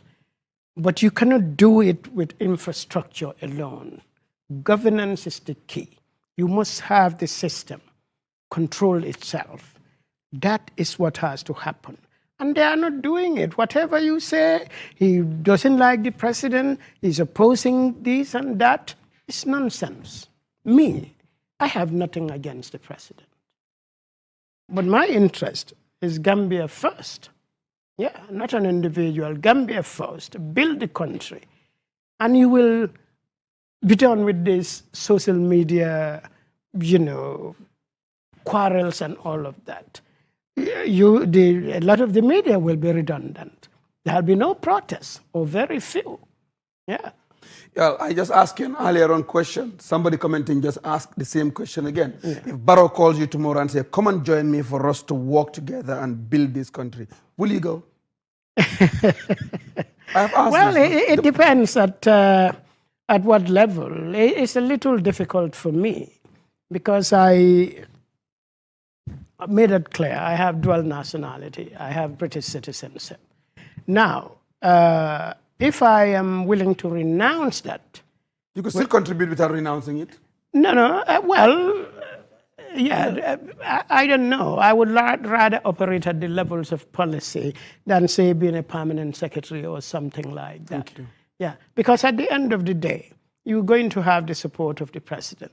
If you don't, he can fire you anytime. Now you renounce your citizenship, something that you worked for decades. And then you said, okay, let me go help the president. You have to renounce your citizenship. And if you do that, then obviously he can fire you any day, any time. Yeah. I mean, I'm very grateful to the president. If I wanted, I could have worked with him. He offered me the Ministry of Interior in 2017 when my party was removed. And, you know, I went to the Supreme Court to have a declaration on that issue, whether it's really constitutional.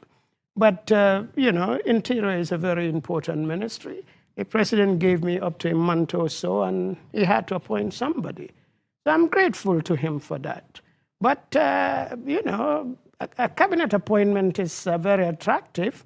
But if you renounce something like your dual nationality, only to be fired the next day, now that is a very, very difficult situation. I understand. It's not me alone. That is the problem that many people, highly qualified, really have. Now, that just brings me, and whilst you are thinking about that answer, why is this Diaspora Act still not looked at, how you come on board? Dudu, yes, you might be considered a non-youth as we speak, but you are still within the brackets of the young people of this country. Protest has become the order of the day. And I think there are more ways to mitigate that by coming to the table and have a conversation to talk to each other and come up with ways and means of mitigating this. There's a lot of youth anger coming on the ground. This is not good for the country. It's not good for the government. It's not even good for some of us that travel in and out of this country, because you land at an airport and the first immigration guy, where are you from? Gambia? Problem. You don't want that. So what would you put on the table to offer at your level with the little that you can put together to ensure that we mitigate these things? Because you've lived the life of a president that is no more here, and you're still living the life of a president that's here because you are part and parcel of that sector of APRC that is in alliance with the NPP. You're absolutely right.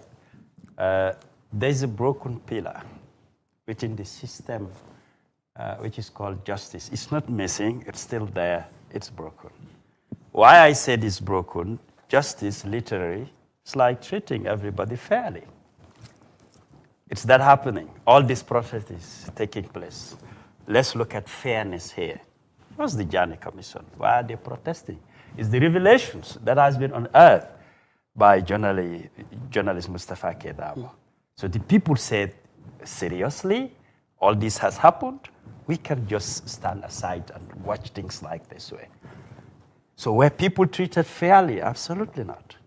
The case of Pura, the cost of the internet, the way it's been driven. People said, it's not fair. And again, it's not fair. Let's make comparisons to neighboring countries, other countries in the world. It's not fair. Amongst other protests. Now, for instance, if Omar Baji was treated fairly, perhaps his life could have been saved. Was he treated fairly? I don't think so. What happens in Jabang and other places? Now, justice in its essence, even you go to the Quran, Allah says, Inna Allah ya'muru bil adli wal ihsan. That Allah has commanded us to be just, wal ihsan, and to do good. Now, if we're just and we treat people good, with goodness, kindly, the way they should be, will we have problems? If yes, it will be very minimal. So that's why it is called injustice, because we're not treating people fairly. Now, if you said ihsan means good, are we treating people good? Even when they do something wrong, the way we treat them. Look at the Pura protest. Somebody just to say, you should disperse. Your assembling here is illegal. He says, no, we are legal. Get him arrested. Is he treated fairly? No, absolutely not. Is that something good? Definitely not. But even the police will come and defend that. So that's where the problem lies. And the program says the fix, we need to fix that. Right. And unless and until it is fixed, protests will continue. Brutality, it's not going to stop. But because once you don't treat people fairly, there will be problems. Because I feel I am entitled to peaceful assembly. You saying no to that, then we'll clash. Now, accept that peaceful assembly. Make sure it is peaceful by you guarding it. What are you here for? We've just come to submit a petition to Pura. Facilitate that. They have a word or two. Get them dispersed. Everybody goes home and there's peace. But when you want to say, I am here to enforce the law, I am in uniform, I have weapon, so you either listen to me or I crack it down. That's where people are not treated fairly. Now, if the civilians had the same of what you have, now it will be a matter of chaos. And especially the people you're cracking down, they just have placard, paper. What harm could they do? They're not obstructing traffic, they're off the road. We want to submit a petition. If you can tolerate that, what else? No, you must get permit in everything. Is it a police state? It's not.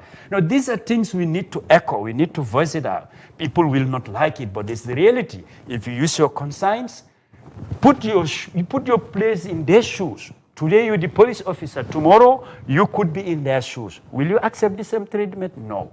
So justice talks about treating people fairly and do good. As long as it is not attained, we'll continue to be in that time. Thank you very much, Dudu Ja. Of course, we appreciate that part of your clarifications that you've made. We remind our viewers that they are watching Teledal, and this is our weekly show, The Fix. Mr. Dabo, what is your interpretation of the Public Order Act? Because it's been causing a lot of misunderstanding. I've got the young man here before who interpreted the Public Order Act in a way that he think it is. I had a police officer who looked at how the Public Order Act should be looked at and should be actually put in place. I've got an activist. Of course, Madi was here, and I've asked him about these things. I just want to hear the legal point of view, Mr. Dabo. Well, the legal point of view, yes, there is a Public Order Act, but the act came into being to suppress the independent movements in Africa. The Public Order Act is the same in the Gambia as it was in Nigeria, as it was in Ghana. All the British colonies have the same act, because the purpose was not to ensure that there was public order. The purpose was to make sure that those who were agitating for independence, for self-rule, are not able to mobilize the people so that the Gambia, as an example, but also Ghana, Nigeria, Sierra Leone, can do that. So it is targeted at the political leadership. Yeah, the political leadership that was emerging out of the grassroots during that era. We need public order. There is no question about it. But the Public Order Act, the fundamental issue there is how it is interpreted. They'll tell you that there are other laws. But if you look at the Public Order Act, what is intended to do is to ensure that people get permits to demonstrate. But if you are not using a public address system, yes, you are not disturbing anybody where that is concerned. You can go and meet with people and try to educate them. That is a possibility. But unfortunately, the way the government is using the Public Order Act is anti-democratic. We need to get rid of it as they are implementing it in this country. The Public Order Act should be there to guide people and the police. You ask for a permit, what are you doing it for? People want to just peacefully demonstrate. Give them that opportunity. Once you give them that opportunity, eventually you will be in a situation where nobody even wants to demonstrate, as long as you fix the problems that are triggering the demonstrations on the streets. Yeah, but say, for example, people with no microphones and things like that, should you arrest them? I don't think that is what the Public Order Act said. But if you said that, they'll say, oh, but the Constitution itself says you must not disturb other people subject to other laws. You cannot subject the Constitution to any other law.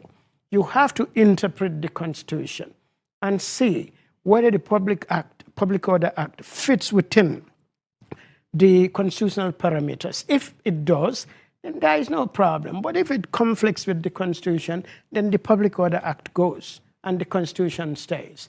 So I believe the government should just govern properly, and these demonstrations will go. Now, if we continue leaving young people protesting and protesting, I mean, it could lead to something. And don't you think, well, I've asked this question before, a police officer, the question that was being asked is, there could be a protest without any violence, without any problem, as long as the paramilitary, the police are not there. As soon as they arrive, something goes wrong.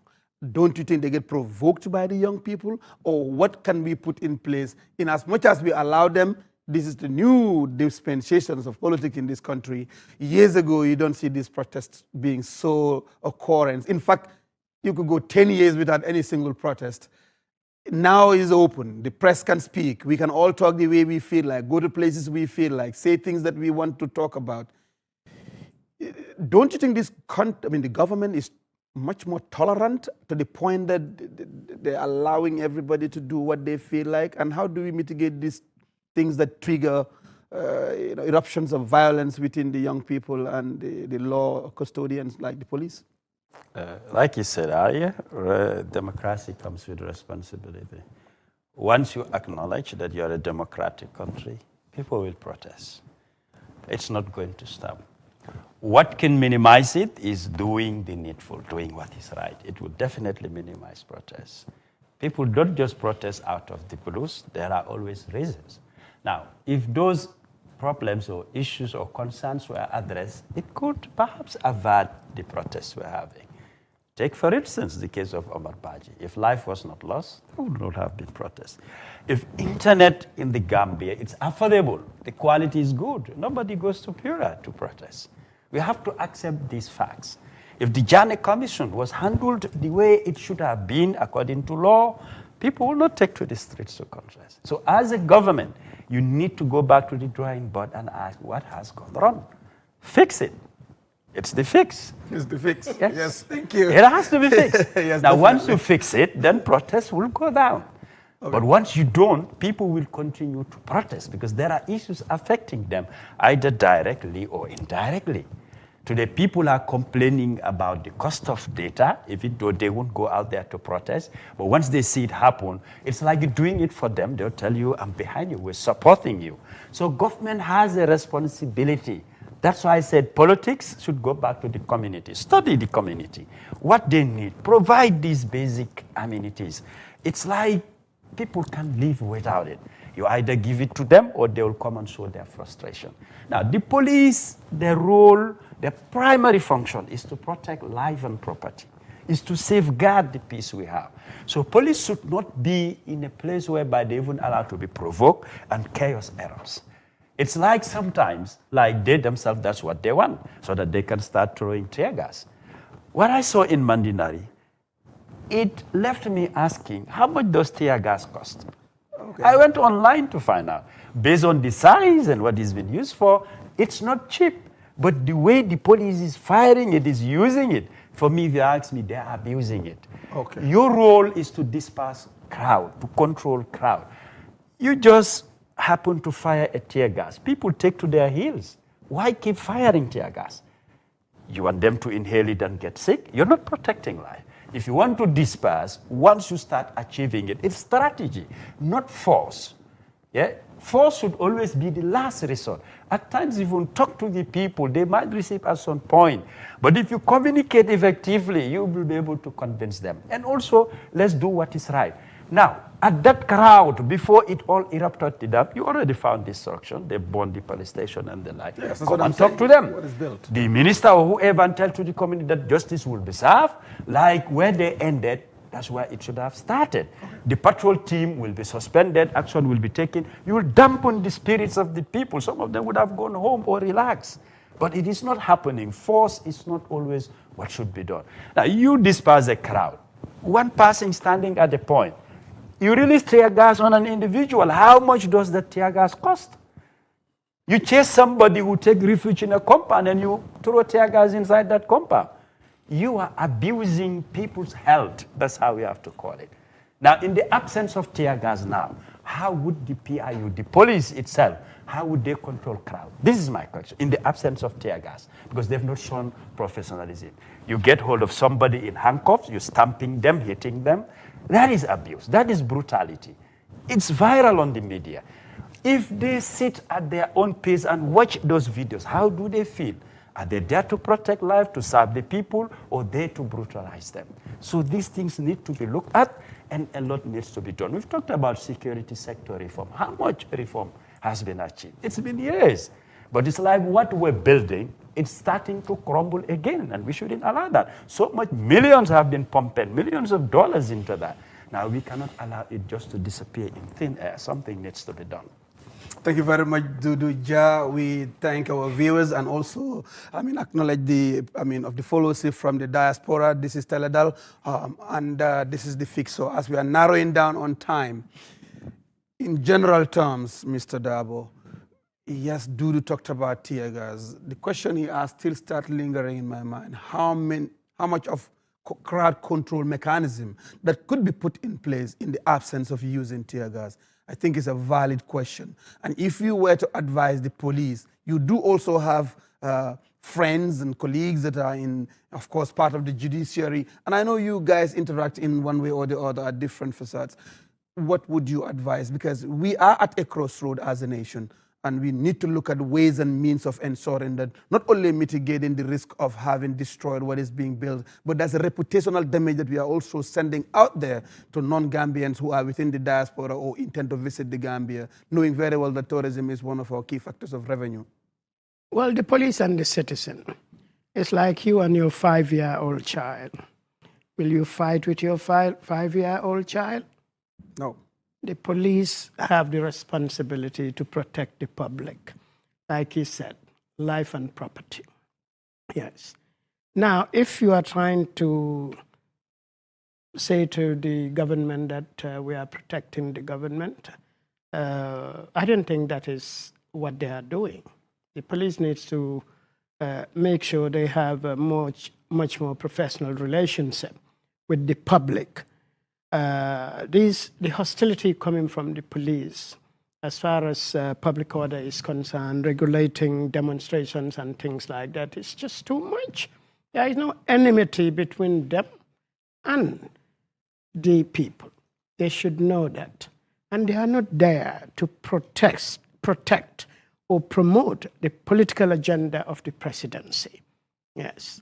So the president himself, whoever comes to that position, must make that clear to the police that you protect the public order, protect property and lives, not necessarily the presidency.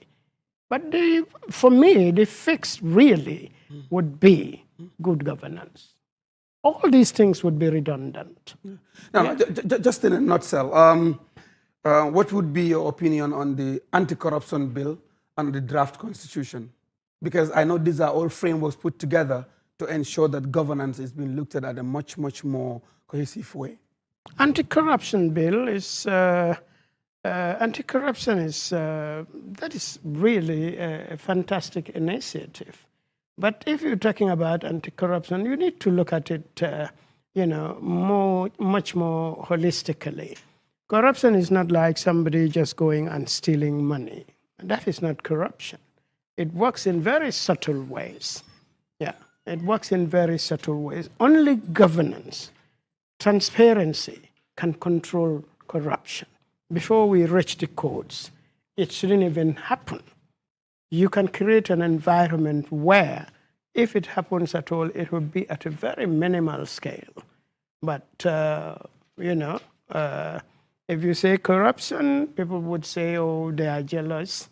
People told me that, some of my friends. They said, if people talk about corruption, they are just jealous of some of these public servants. After all, did the President Jawara not say that, Yeniso City Dame or yeah. So, you see? Yeah. So obviously, make the system transparent. Let's not go after anybody to punish them. Just, make sure it's very, very difficult to take public money. Yeah, it's very difficult. How many of us would just find $10,000 at the junction here and you say, no, this one, it belongs to somebody, let me leave it here. The person will come and take it. Now, if money is available in the government system, and you know that there is no accountability there, obviously people will take the money. It's just like money you found on the streets. There is no system there. If you are not caught, you get away with it. You can take the money. Yeah. So, but anyway, the draft? Well, the draft constitutions, I think, the government and the other stakeholders, like the National Assembly, and especially the political parties, they need to come together and see how to move forward. Yeah, there are problems with the 1997 Constitution, but at the end of the day, we can edit the 1997 Constitution in a way that we can fix the imbalances there, because there are imbalances there, especially between the executive arm of government and the judiciary and the National Assembly. The president at the time, President Jammeh, wanted to control all those branches of government. So there are those problems within the Constitution. But have you seen anybody change Chapter 4? Chapter 4 are the fundamental freedoms. They are entrenched. You cannot change them. If you want to, you have to go to a referendum. Right. So it will be the National Assembly, a referendum, and the president signs. Now, if somebody says, Mr. Jallo, you talk too much. Now we want to make sure that we remove press freedom, we remove freedom of expression. If they ask you that question, do you want them to be removed in a referendum? You will say no. No.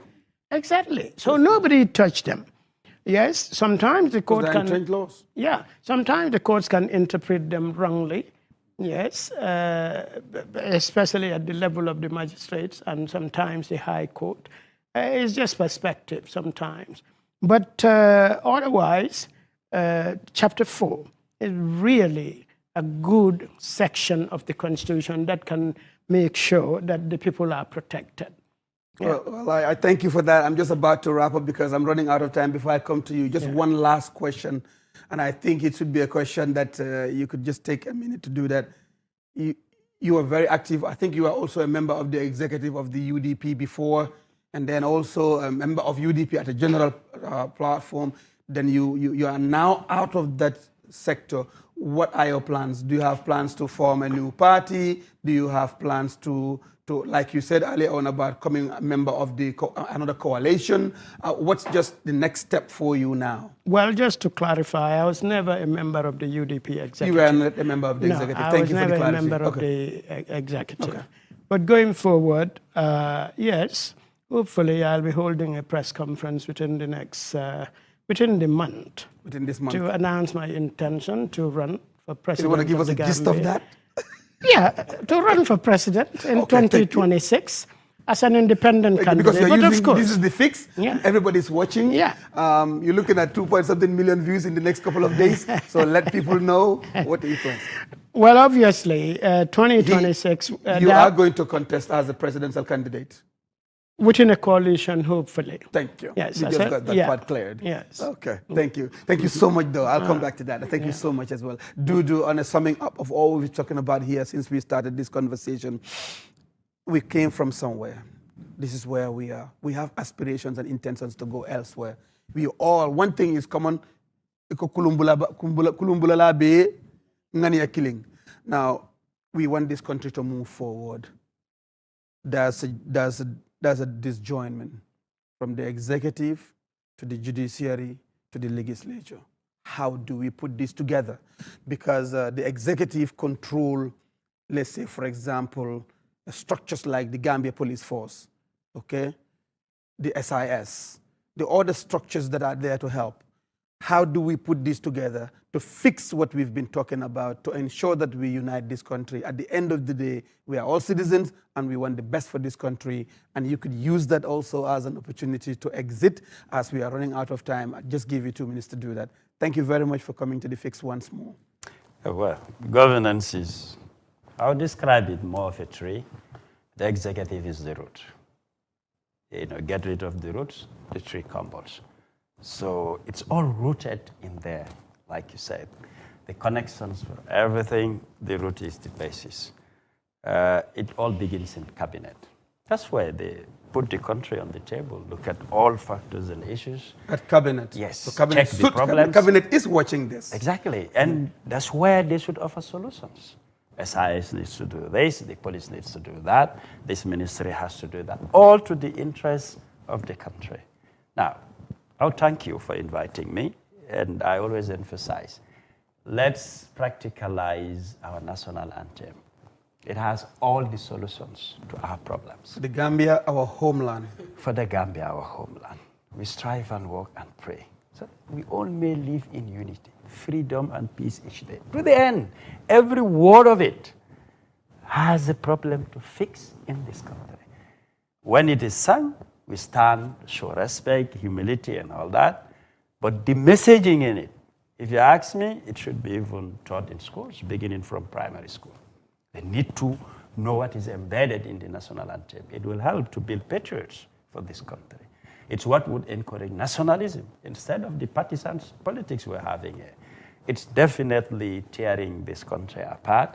Those supporting government are in support of government. Those against it are against it. Yes, democracy comes in that way. Don't you think we're having too many political parties coming? Of course, we're having that. Now everybody's coming to become. I just saw. Unless and until the IEC regulates or we enact laws about internal democracy at party level, we'll continue to have parties emerging. People don't have hope that they have opportunities at political parties. It's Duduja and Duduja forever as long as I'm alive. That wouldn't motivate others to join. Okay. Thank you very much, Dudu. Thank you very much, Lamin J. Dabo. We are so much grateful to be part of, to have you on this platform. And we, remind our viewers that they are watching Teledal. And this is our Friday evening show called The Fix. And we are so happy to have you here. And we hope that it will go a long way in obviously fixing this country. And we thank all our viewers from the diaspora to our home base. And we thank all the studio members that have been here to ensure that this particular show has got this much success, and we thank everybody for viewing and to contributing towards the fix in the Gambia. So we hope to be back next week, and we will talk about more of the development issues of this country, and in fixing it we'll come up with solutions, and we will also always have guests like you, very much known and have got answers in resolving and fixing the issues of this country. Thank you very much.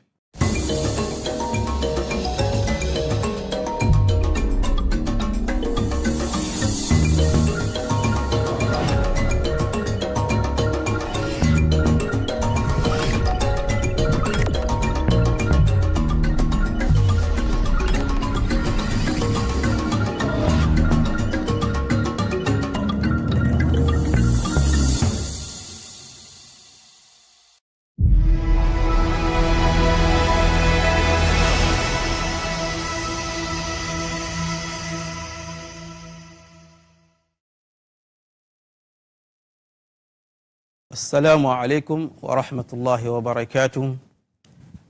Mbokk ñi seetaan fii ci Teledal TV kenn ku nekk ñu ngi lay nuyu ci sa tur ak ci sa sant di ànd ak yéen seen programme bii di bu am solo bii di programme yi rafetal nag suñ ko waxee mooy rafetal lépp loo xam ne dafay aju ci wàllu dunduni doomu aadama ak doomu aadama naka la war a mën a dundee ak société bi ndax loolu yëpp dafa aju ci rafetal nag lu yaatoo yaatu la rafetal nekk na loo xamante ni doomu aadama bu koy dund dana yëg ne moom dafay am ak doomu aadama yi jàmm te loolu mooy baatu rafetal su ko defee nag ñu ñëw ci ak yéen nag ci lu yaatu ñëw ci ak yéen ci ay waxtaan yoo xam ne waxtaan yu fasante koo la waxtaan la yoo xam ne buñ ko tàmbalee di ko def ni ñuy demee rek di ngeen mën a gis ne dëgg-dëgg programme bi dana njëriñ askan wi waaye dana njëriñ doomu aadama yi tamit te loolu mooy jubluwaay rafetal ndax rafetal moom dafa war ci lépp ndax yi tamit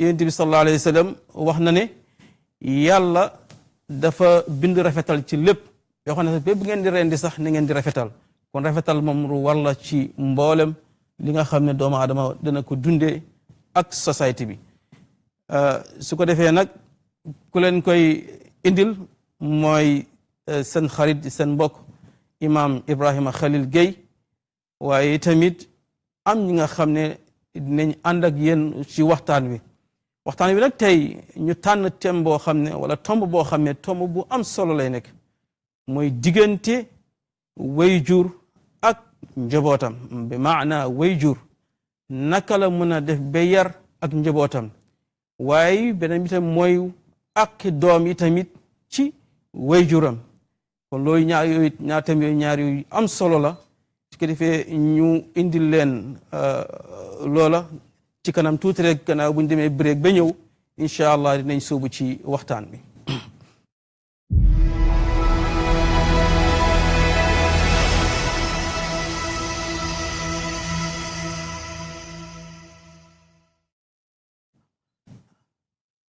gannaaw bu ñu demee break ba ñëw waxtaan wii di àq ci bi dox diggante wayjur ak njabootam ak àq bi dox diggante njaboot ak wayjur maa ngi ci ànd ak ñi nga xamante si ni ay borom xam-xam lañ seen xam-xam màcc ci wàll wi ci may dalal fii nag mooy oustaz imam Ibrahima Ndiaye ak ya Seyda Fatimata Diop ñoom laa dalal fii ci programme bi ngir na ma waxtaanee li nga xam ne mooy ak yi dox diggante wayjur ak doom ak ak bi dox diggante doom ak wayjur kon du ma def rek lu dul bàyyi imam Ibrahima Ndiaye mu nuyoog ñi koy seetaan. waaw Cheikh Ibrahim asalaamaaleykum wa rahmatullahi wa barakaatuhu. ñu ngi leen ay nuyu di leen siyaare. di ñaan yàlla defal ñu jàmm ñun ñëpp. di wax ne toppit bi nga tànn ñëpp war nañ koo xam buñ ko xamee rek dañuy noppal. incha allah. kon nag ñi fas yéene wax ci. tolloog la ñu yàlla xamal wala lañ man. incha allah. waaye kii wax ak yéen nag seen mbokk la seen xarit. imam Ibrahima Ndiaye sanc ba su lay jóg. ñu dem ci sa Seyda Fatimata Diop moom itamit ngeen bàyyi ko mu nuyoog askan koy déglu. asalaamualeykum wa rahmatullahi taala wa barakatuhu. asalaam wa rahmatullahi wa barakatuhu. Cheikh Ibrahim ñu ngi lay nuyu di nuyu Cheikh Ibrahim Ndiaye di wax ne gannaaw buñ sante yàlla julli si yonent bi sallallahu alayhi wa sallam di rafetal programme bi fii ci Dal TV ànd ak seen mbokki taalibe di Seyda Fatima Diop incha allahu dinañ dugg ci waxtaan bi ci kanam. jërëjëf Seyda ci nuyu yu am solo yooyu yaay Cheikh Ibrahim Ndiaye ñun tamit ñu ngi lay dalal bu baax di leen dalal fii ci programme bi di rafetal su ko defee duñ def dara rek lu dul dugg ci programme bi comme nu lañ ko waxee woon ci ndorte bi xam naa damay njëkkee rek ci Oustaz Ibrahim Ndiaye su ko defee nag mu commencé ñu waxtaan wi yaa Oustaz gis nañ ne toll nañ ci jamono boo xam ne la jiitu gisoon nañ ne waajur yi daan nañ taxaw lool ci seen njaboot ngir seen njaboot baax ndax buñ na rafetal nit ki li mu war a rafetale mooy loolu dañ ko war a def ci moom dañ ko war a jëmbat ci moom te ki ko war a jëmbat ci moom mooy waajuram waaye dem nañ ba tolluwaay jamono fu mu toll nii pour nga gis njaboot sax mu am benn jikko bi boo xam ne nit ñi dañ ko naw ci wàllu rafet jikko ju rafet lu jafe-jafe la yaay ma lay laaj lan moo waral loolu jamono bii soppeeku lool wuuteeg jamono yu njëkk. waaw Cheikh Ibrahim ñu ngi santaat yàlla ci sant gi ñu ko santoon di ko sant ci xéwal gim ñi may muy njaboot njaboot yàlla koy maye waaye buñ ne njaboot doom yaay joo baax a jiitu soo bëgg a takk jabar da ngay seet yaay ju baax koo xam ne sa jiw yi nga am wu baax dina la ko mën a dencal ba bu ko génnee ngeen bokk ko yar soo tànnee yaay ju baax yàlla maye la ca doom la ca yonent bi jàkk wax nañ ko tànnal tur war a rafet sa doom loo ko tuddee rek noonu lay mel soo ko tuddoon tey kaña booy ba nga xam ne jikkooy kaña lay amee kon tur wu rafet mooy palamiir ci diggante doom ak baay soo ko tuddee tur wu rafet ba pare nga rafetal yar ga gis nga xale ni ñoo naanee war nga koo jàngal ni ñooy lekkee war nga koo jàngal wan ko na ko bu yore càmmooñ nga ne ko déet ndeyjoor la su ko xasee min loolu mooy continuer soo ko continuer ci yar benn yu nga xam ne ñu ngi koy xeeb su boobaa bu ci xare ba tardé rek tardé na soo demee ne ba nga xam ne xàmme na ndeyjoor ak càmmooy nga commencé di ko yar nag ci turi baati seede yi parce que boo demee ba ci risaala mu ngi wax ne xale bi war na nga di ko xamal lan mooy baati seede toog mu yàgg nga ne ko waxal ashhadu an laa ilaha illa allah xale bi wax ashhadu an laa ilaha illa allah ji nga ashhadu an laa ilaha illa allah gi nga ko njëkk a wax dangaa fexe ne muy gëm goo xam ne day sax ci xol bi bu xasee sax ci xol bi sa xale bi buy màgg yaa ngi koy yaraale nga fexe itam nag ashhadu an laa ilaaha illallah boobu na ànd ak jëf xale bu amee benn weer ñaari weer ba bala ñu wax at responsable de ci yaay ji ndax mooy nampal mooy def lu ne suñ demee na ba nga xam ne mu ngi commencé dox na bàyyi ji wàlli si ci yar bi ci wax ja ak ci jëf ja su demee na ba nga xam ne fi mu ne la yonent bi di wax na xale na ngeen ko yar ba mu am juróom-ñaari at ngeen dalal ko jàng su demee nag ba am fukki at léegi na ngeen ko duur ci julli te bu fekkee xale góor yu jigéen la teqale leen lal l'islam dafa mandu de te bu njaxasoo ci loolu ba am fukki at xale bu góor bi ma ngaa jege si masoor xale bu jigéen bi ma ngaa jege si masoor tey seytaane la rek moo tax mag ñi ne kon nañ leen tàqale lal yëpp ci yarin bi la bokk ñun dañuy jàngal dëgg naka la ñu war a yaree njaboot ji maanaam ñun waruñoo jëlal suñ bopp rek comme nii la ñu war a yaree waaye ni ñu ko diine jàngalee daal noonu lañ ko war a def noonu lañ ko war a def xam-xam bi bariwul lañ ci bëgg a wax rek waa li dif ci nawe xaju ci baax na jërëjëf yaa Oustaz li nga wax am na solo te li nga wax tam lu yaatu la buñ ko jàngatee gis nañ si ay tomb yu bëree bëri tamit ñu ngi ci waxtaan wi waaye dama def du dem ci Sayda Fatimatu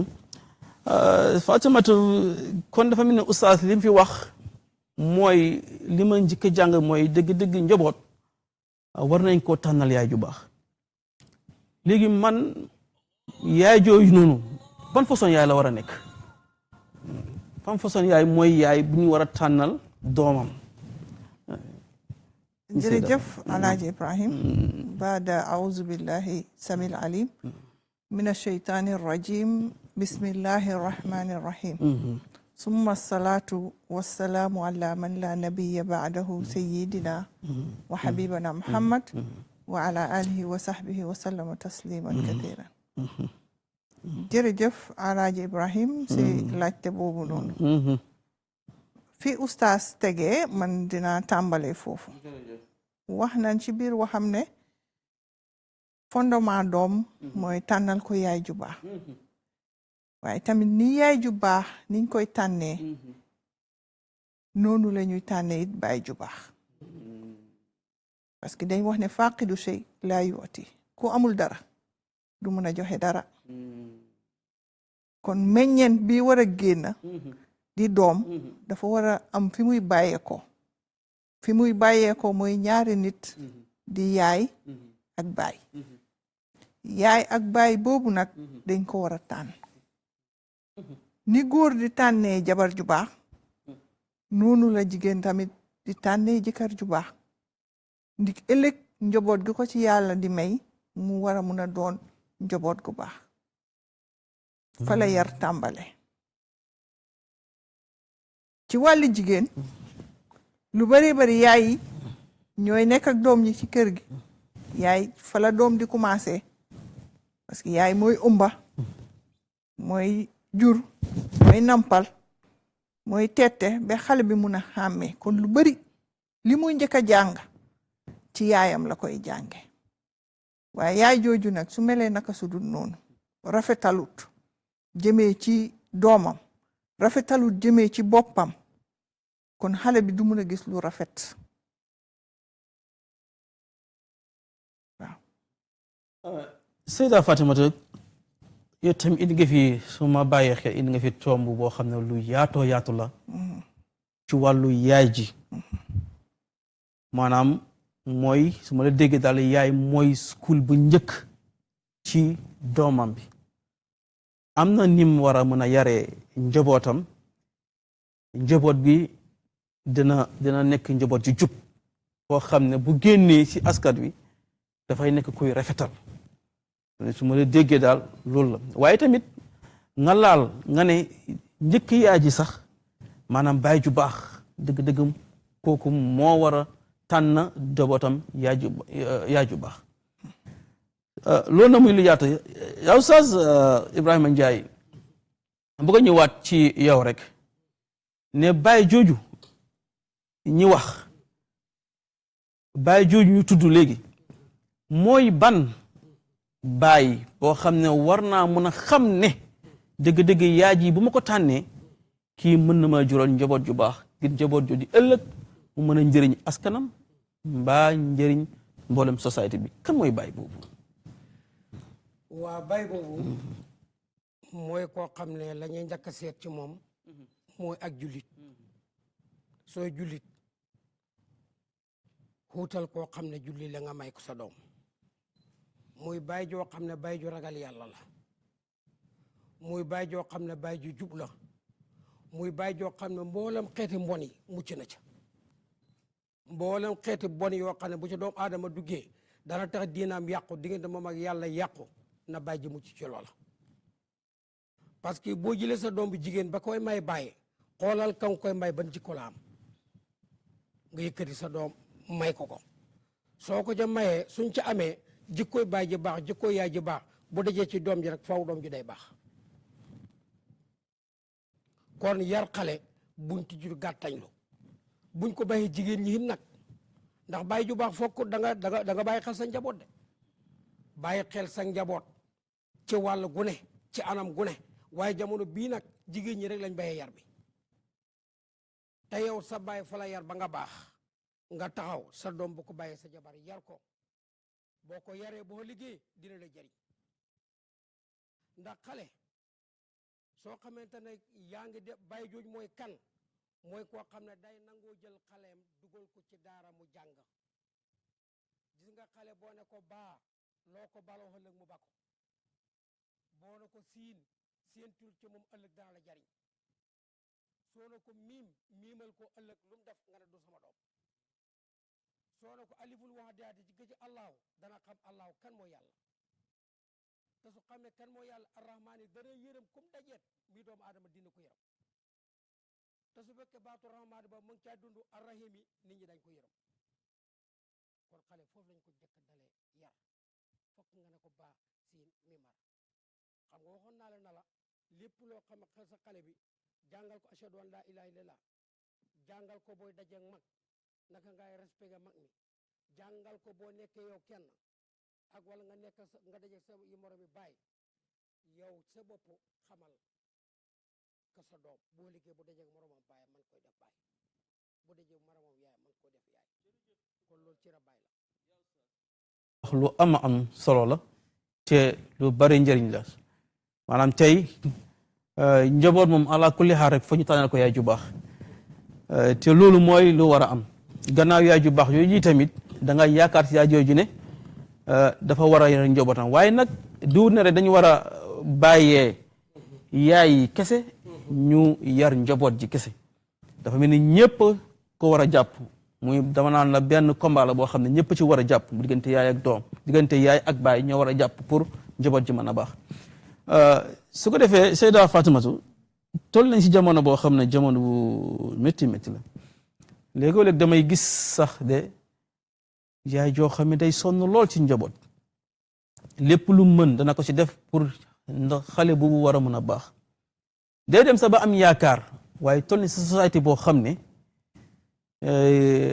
xale bi maanaam yow boo defaree ba baax rek bu génn ci biti rek dafa mel ni am na ñu koy jéem a ki gatandu pour war a mën a def jikko boo xam ne jikko bu garaaw la boo xam ne yow bugguloo woon jikko boobu mu dem ci moom te yéenewuloo tamit jikko boobu nekk ci moom léegi nga gis ko nii sax mu mel neneen fekk du woon na yow yaa def jikko boobu ci moom loolu naka lañ ko mën a solfee ak naka la ñuy def ba xale bi yow li nga bëgg ci moom mu continuer ci moom. ci laajte boobu loolu jamono ji doy na waar li tax ñu tollu noonu ci jamono ji mooy kilifa yu bari dañ wàcce seen responsibility parce que yonent bi sallallahu alayhi wa sallam dafa wax ne yow góor gi demal uti nga indi jabar ji desal ci kër gi yar xale waaye jamono biñ nekk ni kër yu bari fu mu ne ni boo fa duggee ñëpp xëy nañ yaay xëy na baay xëy na kañ la ñuy wàcca ngoon lañuy daje seen doom yi ci biir kër gi daanaka yar bi sàgganee nañ ko sàggan boo xam ne jox nañ ko mu ci loxo ñeneen ñoo xam ne sax bu la yàlla dimbalewut mooy bokku leen sax diine kon fondement bi nga war a yaree sa doom fondement boobu rëcc na la parce que jox nga ko keneen koo xam ne bokku la moom ngëm-ngëm bokku leen diine sa doom endoog moom suba ba ngoon daanaka li muy def ak kooku sax moo ëppa li muy def ak yow mu def ko ay at kon yow xamatuloo sa doom yaratuloo dañ lay yaral ku joxe nag ñu yaral la ki lay yaral nim ko yaree rek loolu ngay am kilifay miimalatuñ seen doom yi dara parce que xamatuñ seen jikko dina ñëw ne la sa doom moo def lii ak nii ak nii doo ko mën a miim parce que xamuloo ko xamuloo buggaam doo waxtaan ak say njaboot yow yaa ngi kërti ci alali àddina bi dem na ba sàgganee nañ njaboot gi te alali àddina bi ngay kër-këri di ndono boo fi war a bàyyi njaboot gi nga war a yar ëllëg soo fi bàyyee ndono bi ñoom ñu mun koy toppatoo. jërëjëf Seyda Fatimatu mbokk yi ñuy seetaan fii ci Teledal TV ñu ngi leen di bàyyiloo xel ne yeneen ko seetaan live ci YouTube bi waaye tamit yeneen ko seetaan live ci Facebook bi tamit ngeen bàyyi si xel muy waxtaan wu am solo di programme bi di rafetal fii ci Teledal TV Seyda Fatimatu li nga wax lu am solo la muy ay jàngat yu yaatu ay tomb yoo xam ne tomb yu yaatu liñ ci wax sax mën nañ see génnee sax mën naa ne waxtaan yi boppam buñ bàyyee xel li nga wax maanaam léegoo léeg ci yar gi daf ñu dee mun a sooxeel lool maanaam yaay dem baay dem bu yaay demee baay dem ñëpp uti di kër alaloo àdduna jël njaboot bàyyi ko kër boole ko koo xam ne yaram sax nekkul ci loxoom même boo ko santee yar gi sax du ko def comme yow noo ko bëggee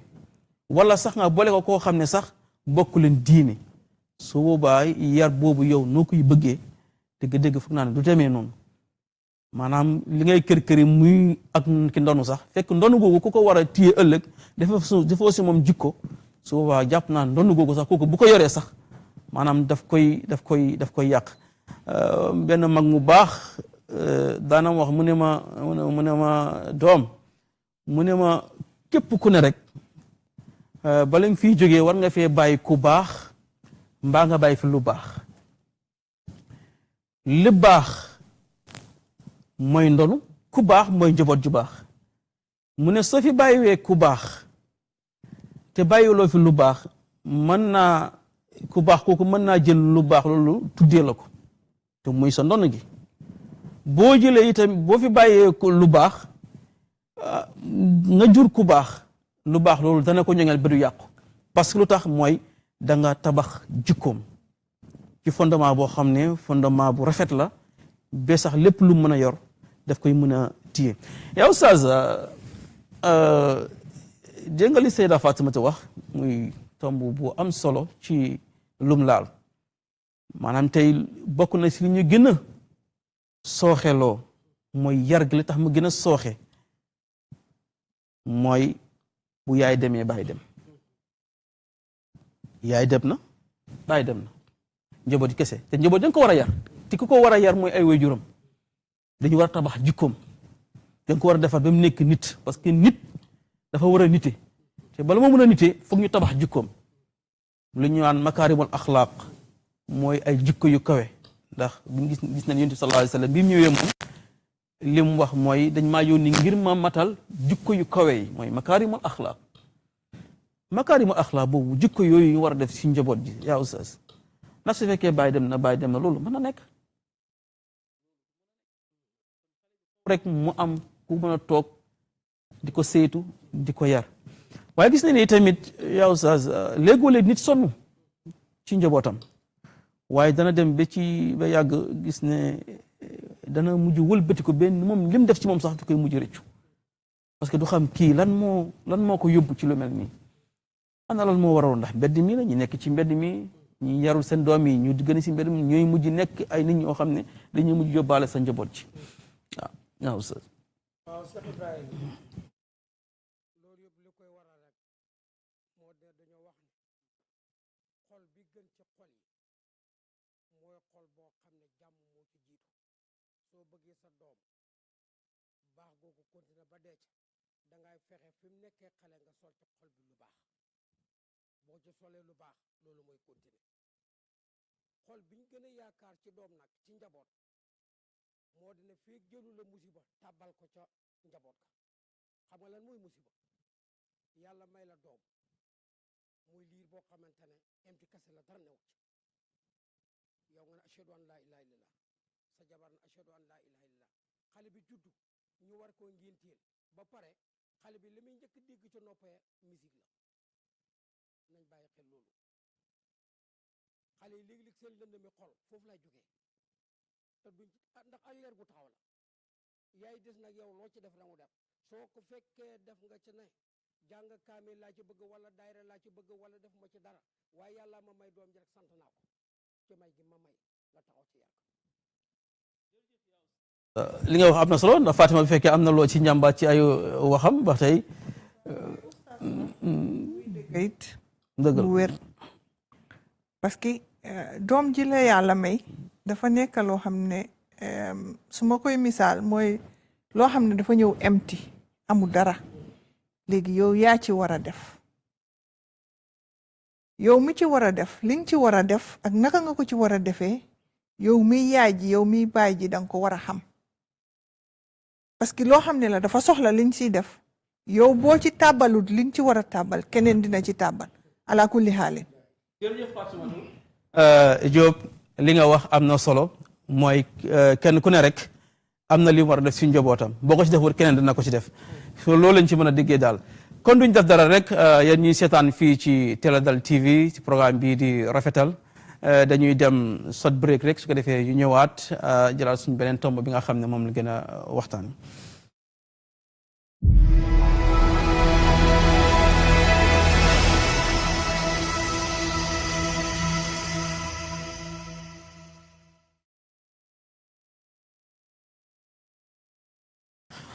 alhamdulillah gannaaw buñ demee break ba ñëwaat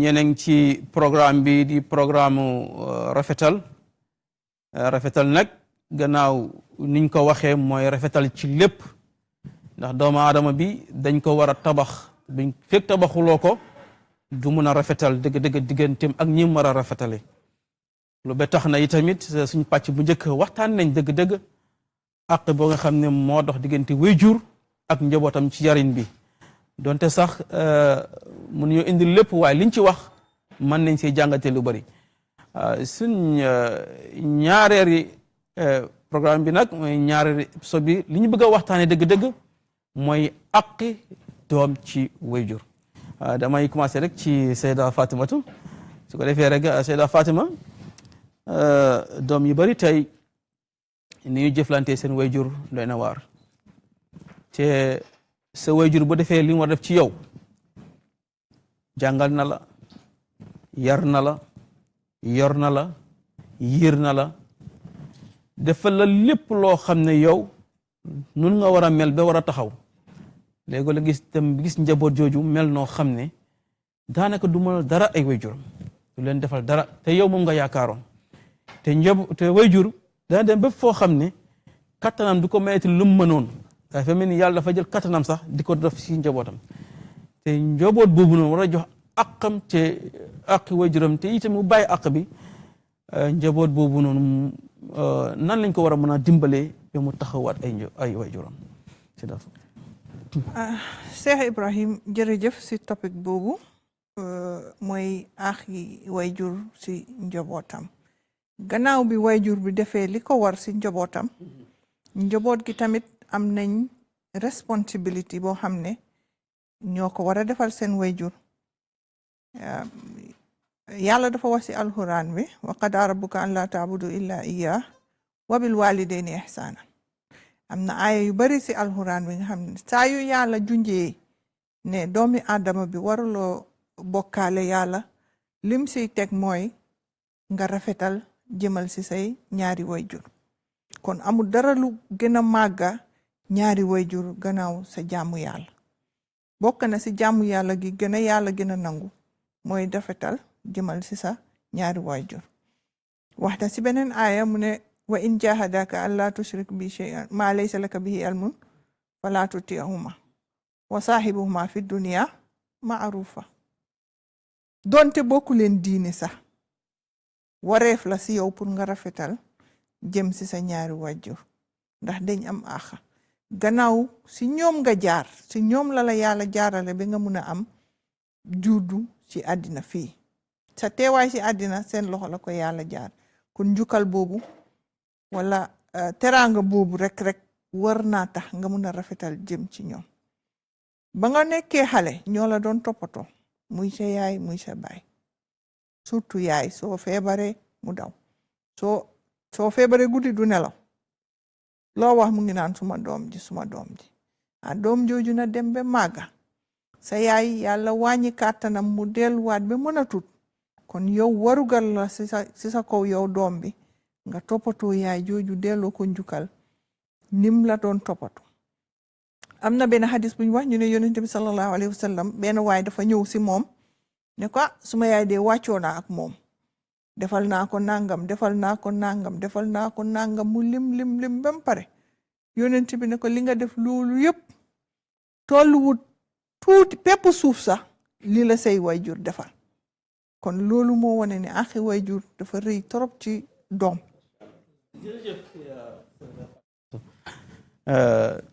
laal nga fi lu yaatoo yaatu sax ci rafetal diggante doom ak wayjur ndax damay wax ne kenn jékki-jékkaru jógee rek daal di ñëw dafa am fa la yàlla jaar te yàlla bu ko neexoon def lu ne mun na laa jëlee fi ne indi la waaye dafa am fi mu la jaare la li tax nag mu jaarale la foofu noonu te muy sabab bi mooy ay wayjur bu ñu waxee wayjur nag mooy ñi la meññ kon ñu àqu njëriñ dafa am sa diggante ak ñoom kon loolu dafa war a rafet waxtu bu nekk mais loo leen defal ci kaw suuf dayut te taxut nga matal àqam kon loolu tam lu ama am solo la ñoom nii njaboot ci war ñoo mën a bàyyi xel dëgg-dëgg seen wayjur yi defal leen bépp xeetu teraanga boo xam ne yàlla da leen siy fay te itamit dañuy gis ne sax de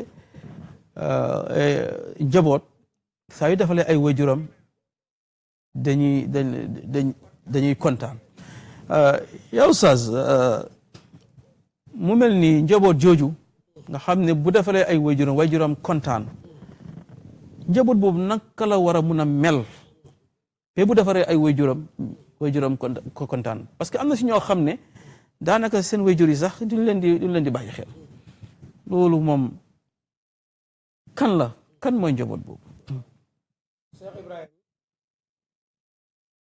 njaboot boobu nga xam ne moom la ñuy laajte kan la ji nga am na benn waay ci banu salmata la bokk dafa mos a ñëw ci yonent bi sallallahu alayhi wa sallam ne ko yaa rasulullah munu ko naam munu ko baaxee naa sama waajur yi dimbale naa leen bañ dee ndax gannaaw buñ dee sama liggéey ak ñoom jeex na yonent bi ne ko déedéet jeexut de bu sa waajur yi tëddee ci kaw suuf boobu la liggéey ba départ munu ko ana kon nu may def ba ñaanal leen munu ko dar def salaatu ala nabi di ko yéene sa waajur munu ko ak ban munu ko dar def istixfaar di ñaanal sa waajur munu ko ak ban munu ko kóllëre gi sa bay amoon ak nit ñi gannaaw bu fi bayee ko fexeel kóllëre gu nga continuer ko ba tey yaa ngi liggéeyal sa baay munu ko ak ban munu ko dal jokk sa bokki baay ak sa xariti baay daleen jokk munu ko bu fekkente ne nag jokkalu nii dafa leen benn teranga kon sa yegg si yow ak sa baay seen jëf jeex na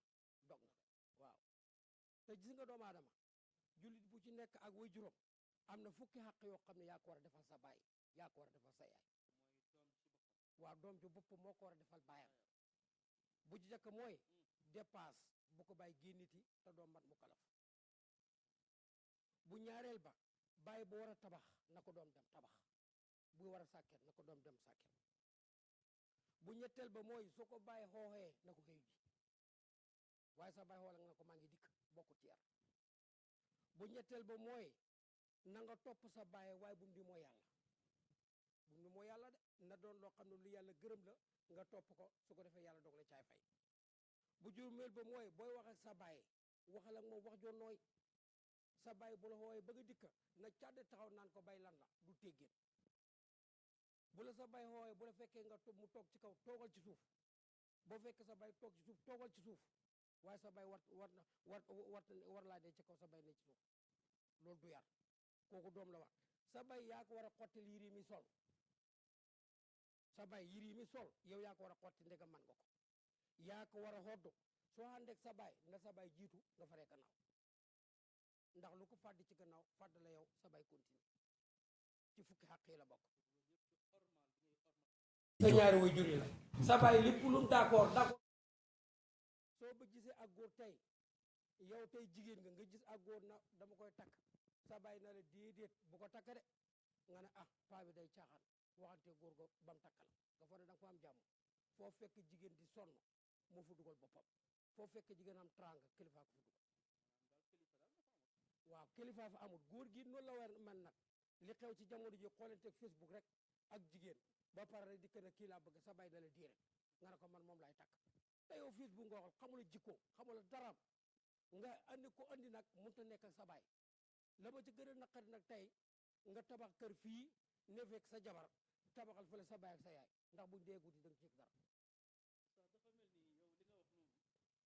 waat rek ci yar gi rek mooy waaw waaw fa dula ci yar gi rek mooy bàyyi si boppam moo tànnalut doom ji yaay ju baax parce que ki nga xam ne da ngaa mujj dajeeg moom xamoo jukkoom xamoo fu mu jógee xamoo dara te nga ñëw jékki-jékki rek indi ko kooku bu ñëwee tamit ëllëg la mën a jóore bu mu la bett waaw ñu naan la lépp lu feeñ ci sëy bi nuyoo woon na ci ngoro gi waaye dañ koo fayul maanaam mu gisee problème yu bëree bëri tey loolu daf ci nekk daal loolu tam lu mat a bàyyi xel oustaz nga laal tomb yoo xam tomb yu bëree bëri ci nga xam ne ak yoo xam ne dafa dar doom ci waajuram waaye oustaz li nga wax nii jamono bi fu nga gis ko koy dund Seyda Fatimatu lu jafe-jafe la rawatina nag wax ak sa waajur léegi gis xale yi dañuy wax ak seen waajur benn façon waxin boo xamante ni yow da nga naan kii sa xanaa du doom parce que dinañ yëkkati seen loxo dinañ yuuxu ci kawam aj dënn bi te loolu yëpp dina santaane wu ko li dina santaane rek mooy booy wax ak sa waajur nga wàccee sa baat lu mu gën a suufee waaye wàccee say mbagg lu waral loolu Seyda Fatimatu jëba tax ñu mel noonu tey Ibrahim loolu ba léegi yow mu ngi ñoo delluwaat ci yarin bi gi nga gune su nekkee gune war nga koo jàngal ni muy waxe kilifa war nga koo jàngal ni mu xattaa ni muy xoolee sax ni muy lekkee ni muy toogee yëpp danga ko war a jàngal won ko ne ko booy wax ak say kilifa nii nga war a waxee waaye du em rek ci wax ko dafay fekk yow it nga jëf mu gis parce que gune jamono ji léegi wax ak ñoom rek du doy danga war a nekk xudwa seen kanam ngay jëf ñuy gis masalan nga dëkk ak say doom yaa ngi seetaante la toog waxtu julli jot na nodda nañ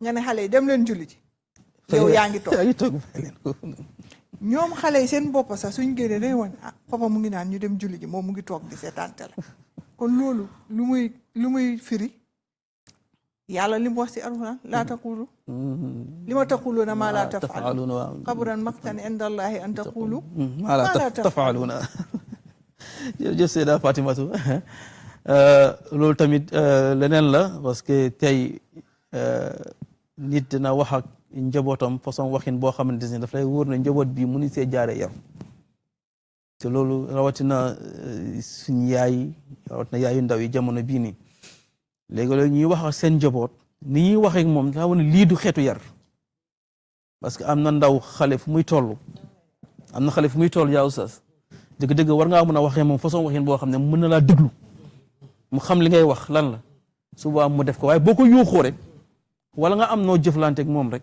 suba li nga wax li nga bëgg doo ko am ci moom kon su ko defee yaa oustaz li Seyda Fatimata wax bari na baay yoo xam ne tey dañuy dugg seen julli mën naa jot wala jaam yàlla wala def lu baax ñu digle ko ñu dikku ko sa njaboot ji te ñoom biñ ko def ban façon bàyyi moo nekk noonu. bàyyi boobu de ñëpp war nañ ko ñëpp war nañu ko doom ju baax nag li Seyda Fatima wax bu dee dangay waxtaan ak moom xoo ko wax ko li baax wax ko li bon boo diggee Yonent bi sallallahu alayhi wa sallam ne doomu aadama bu dee ci kaw suuf léppam mooy dagg lu mooy xam-xam bu mu jàngale wala garab bu mu jëmbat wala doom joo baax boo xam ne daf koy ñaanal xale nag soo ko yow seetaan ko ci mbedd muy def la ko neex bis boo dee yow doo am kenn ku la ñaanal parce que jàngalu la ko yow mosoo ñaanal sa bàyyi mosoo woo sa doom mu fekkee ko nga dee bàyyi sa doom ca loola boo dee day foon loolu moo war a continuer rek parce que du doom ju baax. du doom ju baax. doom yëpp doom nañ waaye doom bu baax moom. moo jafe doom yu mel ni Ismaïla doomi Ibrahima ji moo jafe doom joo xam ne ba ndigalal yàlla wàccee ci moom bàyyi ji dem di ko diisu na ko yàlla de moom a sant nangam ak nangam ci yow ba maanaam ñu gàttal aaya ba rek te lam ko tontu rek mu ne defal lépp loolu yàlla sant ci man sa tajji dooni insha allah sabirina su boobaa daa bokk ci muñkat yi bam na ko sa ba yàlla mu ne ma rendi la mu ne ko d'accord naa mu dem waxtaan ak yaayam maanaam ci xisa bu gàtt rek mu dem waxtaan ak yaayam bi d'accord bis ba jot mu ngëb jaasi ji paaka bi ngëb buum gi na ko Hajar sangal ma Ismaïla mu sang ba mu set moo téye buum gi di ànd ak moom ba mu demee ba ci kanam Iblis moo ko dab na ko hey sa bay fa lay rendi ji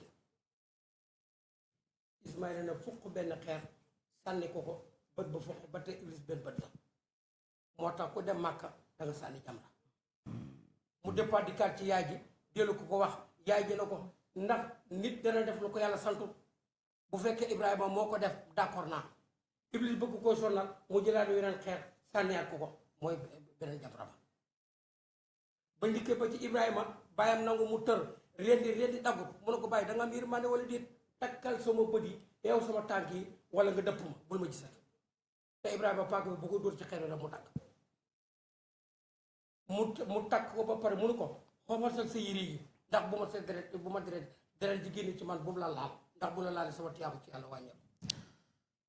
jërëjëf yaa oustaz waxtaan wi am na solo am na njëriñ lool mel ni su ma déggee li nga wax mooy Ismaïl dafa déggal waajuram Ismaïl dafa topp waajuram te loolu yëpp seytaane dikkal na ko waaye faalewul seytaane ak li ko seytaane wax yëpp pour mu déngee ay waajuram Sayda Fatimatu déngee say waajur moom lan la mun a sababal doom ci àddunaam lan la ko mën a yàqal ci àddunaam mbokk yi ñu ngi leen di fàttali ne ba tey yéen a ngi seetaan Teledal TV seen programme bi di rafetal mu ngi ñëw live Facebook ak YouTube ku defee ñu bàyyi si xel ci waxtaan bi nag moo aju ci diggante ak wayjur ak doomam ak diggante doom akam ci wayjuram Sayda Fatimatu comme li ma laaj léegi doom joo xam ne fa déngee ay wayjuram bari na tey boo gisee xale léegoo-léeg mbedd mi nu mel gis xale yoo xam ne léegoo-léeg ñu doy waar dañuy wax ne sax de xale bi mënul ñàkk mel nii parce que ni muy jëflante ay waajuram parce que ni muy jëflante ak yaayam dara baaxu ci foofu rek mu mel nii coboot jooju nan la war a ma def ba loolu mucc ci loolu noonu Sayda Fatima jërëjëf Cheikh Ibrahim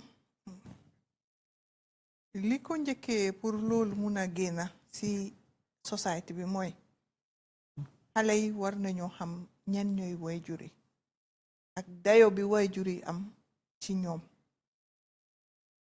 wax nañ ci xadis ne ridallahi fi ridal waliday doonte dem nga ci àddina bi yépp sëriñ boo munti dem sukka mu ñaanal la te say waajur kontaanuñ ci yow da nga xam ne ñaan boobu du dal ñaani waajur mooy gàllaaji doom soo buggee gis dem kanami doom seetal ni muy jëflante waajuram muy ku góor ak ku jigéen fan la teg waajuram yi naka lay jëflante ñoom suñ ne jëflante nag du alal rek yërmande war na ci am déggal leen war na ci am sàkku seen ñaan sàkku seen ngërëm war na ci am ñu ne kilifa du ñaanal doomam doom day sàkku ngërëmal kilifa doonte lu tuuti nga ko defal waaye mu am ci yow ngërmande gërëm la ci lu tuuti loolu nga ko defal yàlla dina la gërëm masha Allah kon képp ku soxla ngërmande yàlla utal say ngërmande waajur alhamdulillah jërëjëf Seyda Fatimatu moom it suñ doom daal ak nu mu mënta mel war na sàkku ngërmande waajur ak fu mën a nekk ngir war na sàkku ngërmande waajur ak nu mu mën a toll ak lu mu mën a am amul lu ëpp waajur amul lu mu ëpp waajur kon kooku dëgg-dëgg nag war na bàyyi xel ay waajuram yaa Oustaz dama bëgg a ñëw ak yow rek ci benn tomb wala ci njaboot yi léegi sax di nga gis waajur bi dana yar njabootam waaye yaa Oustaz xale yi léegi téléphone bi lu garaaw la ba si dama ne ba si théâtre yi sax théâtre yeeg Nigérian film ñooy seetaan ak yeneen gi si télé bi ak ci mobile yi léegi nga seetaan doom di jëflanteeg waajuram jëflante boo xamante ni si télé yi ak ci théâtre rafetut léegi njaboot ji dañuy faral di roy loolu si seen njaboot ndax loolu lu war la wala déet. déedéet Cheikh Ibrahima loolu waru sa njaboot boo leen fekkee ñi seetaan fii ay rayante baal xel na boo liggéey bu njëkk ndax loolu moo nekk ci xol ba kon bu ñuy seetaan loo bon taxaw ca na bu mu am su fekkee am nga fayda su ko defee xale bi boo gisee itam xam nga léegi-léeg toujours xale nga gis ñi fetalante di junj loolu di fetalante loolu nag boo ko stop loolu mooy dem gis nga Firawna lu muy bon bon bon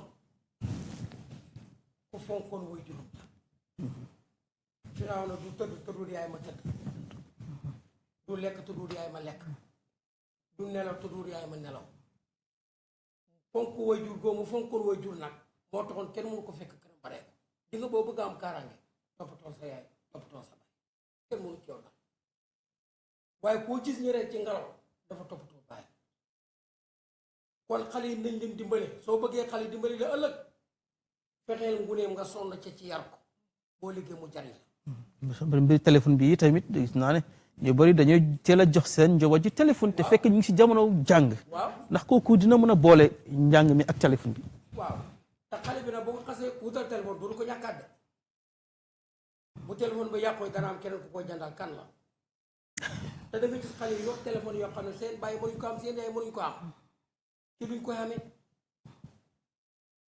nit da nga jàngal sa doom ñàkk jàngal ko ñàkk lan mooy ñàkk ak lan mooy boo ñàkkee noo koy muñee ak soo amee alal naka nga koy jëfandikoo ak naka ngay mën a nekk nit ñi ak kenn ku ci nekk ban cër nga ko mën a jox soo àndee moom la ilaha illallah yooyu yëpp dañ ko war a jàngal xale boo gisee nag xale dem ba mag nag mënta jëriñ baayam mënta jëriñ yaayam kon yar baa des ca ndaw jërëjëf yaa Oustaz wax nga fi lu yaatu lu am solo yaa Oustaz Ibrahima Ndiaye Seyda Fatima bu fekkee am nga dara loo si yokk bu fekkee tamit noonu waaye léegi Seyda Fatimatu bu fekkee am nga imaam li loo mën a yokk ci imaam rek ci kàddu yi mu sànni am na lu ma ci bëgg a yokk mooy ñun mi toog fii tey yàgguñ ñun ay xale yu ndaw lañ waaye suñ jamono ñun liñ mun a fàttaliku ci yar mooy dëkk bi yëpp ay bokk yar dëkkandoor yi dinañ yar kër gi dinañ yar maam dina yar nijaay dina yar mag dina yar waaye fu mu ne ni yar jamono léegi sa yaay la sa papa keneen bokkul school ba daf daan yar daara bi dafay yar fu mu nekk yar ba ca school ba ak daara bi foqati nañ ko seen loxo ticca ñemeetuta xool xale xoolin bu ko neexut ticca ñemewuta wax xale lu tax nga def lii ustaas naka su dul noonu Seyda Fatimatu dafa mel ni sax li ma bëggoon a jëm yow si loolu nga laal mooy dafa mel ni li waral loolu mooy right yi bëri na Seyda Fatimatu right yi bëri na parce que child's right women's right nangam right est-ce que right yooyu tamit demul bay jox xale yi fit benn xale yu bu defee nangam man daal amul problème parce que am naa right te ndax right boobu tamit waajur bi amul right jigéen bi amul right yooyu ñuy wax sax ndax xamuñ ne right bu nekk dafa ànd ak responsibility doo wax ne is my right dégg la sa right la waaye lan mooy sa responsibility gannaaw bi nga claimé sa right kon loolu lañ war a njëkka jàngale xale bi ne sa right la sa papa daf la war a toppatoo sa right la sa yaay daf la war a jàngal waaye tamit sa responsibility la pour nga respect leen mooy sa wareef rek sa wareef waaw responsibility mooy sa wareef yow axa bu nekk dafa am wareef saa yoo laajtee sa axa si sa loxo ndeyjoor joxel sa wareef si sa loxo càmmoñ bi exact loolu mooy indi yar waaye nga jàngal xale bi ni ko waruñ laa def lii waruñ laa dóor waruñ laa aaye waruñ laa lii waaye tamit jàngalal xale bi kon waruloo def lii parce que soo ko defee lii moo la ci fekk incha allah jërëjëf Seyda Fatimatu waaye loolu dafa mel ni tamit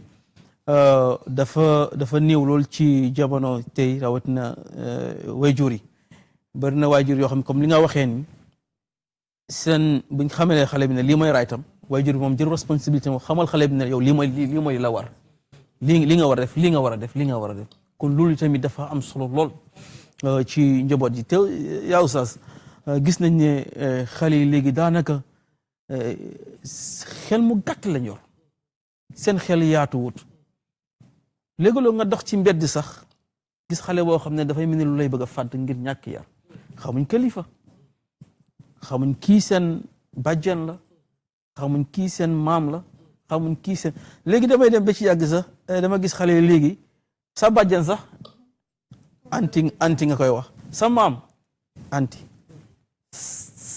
sarak yaay sax anti maanaam yow daal ñëpp anti rek ngay wax te loolu waroon mën na ko jëmbat ci xale bi ne ko xamal ko kii sa yaay la kii sa tante la kii sa bàjjen la kii sa nangam la loolu yi dafa bokk ci yarin xale bi xamal ko ne yow nii nga war a jëflante ak nii kii nii nga war a jëflante ak moom su ko defee ne loolu moom jëmbat boobu noonu dana ko mujj musal ëllëg tamit yar xale bi tamit ci muy nemmeeku ay mbokkam yaa Oustaz loolu lépp yar be des rek nga xale war ko kii sa yaay la kii sa bàjjan la xamul lan mooy bàjjan ba nga koy xamal na ko sama rakk bu jigéen la sa bàjjan la kii de sa yaay la nga ne ko bu ko xamul nga ne ko moom sa yaay ñoo bokk ndey ak baay kon sa yaay la xale bi fokk nga waxtaan moom ci kër gi maanaam bu dikkee ci kër gi donte timis lay ñëw timis ngay ñëw war ngay sàcc benn minute boo xam ne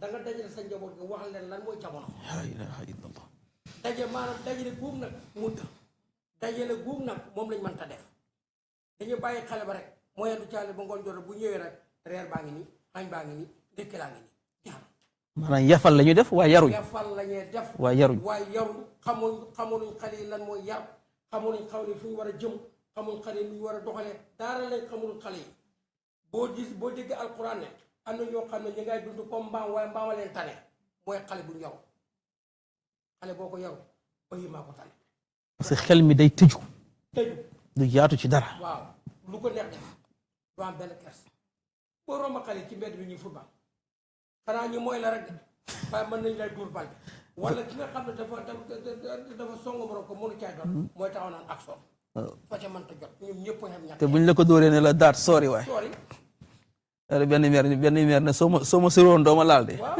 Ibrahima ibn Haddam mos na koy def ci marché Basara yi dafa waa ko ba mu yàgg rek xale yi du football am ko dóor bal ci mbagg mu naan wooy cey martaba mu jàll xale bi na fàtt dee parce que marta bi moo lal moo réy te xale bi tooñ na ko te marta du baale te marta du baale moo tax xale bu ñu football ci mbedd mi loolu dañ ko war a bàyyi xel pour sol sagar moytu mbang moo ko xaw ci yoon moytu man nga ci yàlla ko ba mu ko romb fukki minute rek xale ba daanu dee ñi dem dab ko na ko Ibrahima daam yow ki la dóor bal bi dee na de mu ne cey martaba mooy la benn borom xam-xam waxoon ne fa rubba zi timrayni axbara wala aqsa min al mawla abara qatraw bër na borom ñaari sagar yoo xam ne ñu ngi romb di dem nga gis ko xeeb ko lool fekk nag bu ne woon na am rek mu am te kii waxul mu am sax waaw kii waxul mu am mu dara dana martaba xam na ne xale bi xalaat ko na ba pare ci Seyda Fatimatu oustaz wax na fi wax ci am solo ci njaboot ji naka lañ mel tey ci mbedd mi léegoo léegi njaboot bala moo dugg ci kër gi daanaka timis day jot wala guddi day jot xanaa rek doo xam xale bi kañ ndax jul na tisbaar takkusaan naka la mel naka la loolu yëpp itam mu ngi ci waaye Seyda Fatimatu xam naa dama lay may benn minute rek soo ko defee nga tënk ndax li ñu meen si waxtu daal su ko defee nga ànd seeg loolu sa tàggatoo rek. alhamdulilah waxtaan bi yàgg na te foog naa ne lii rek sax mënu koo jeexal. dëgg la kay.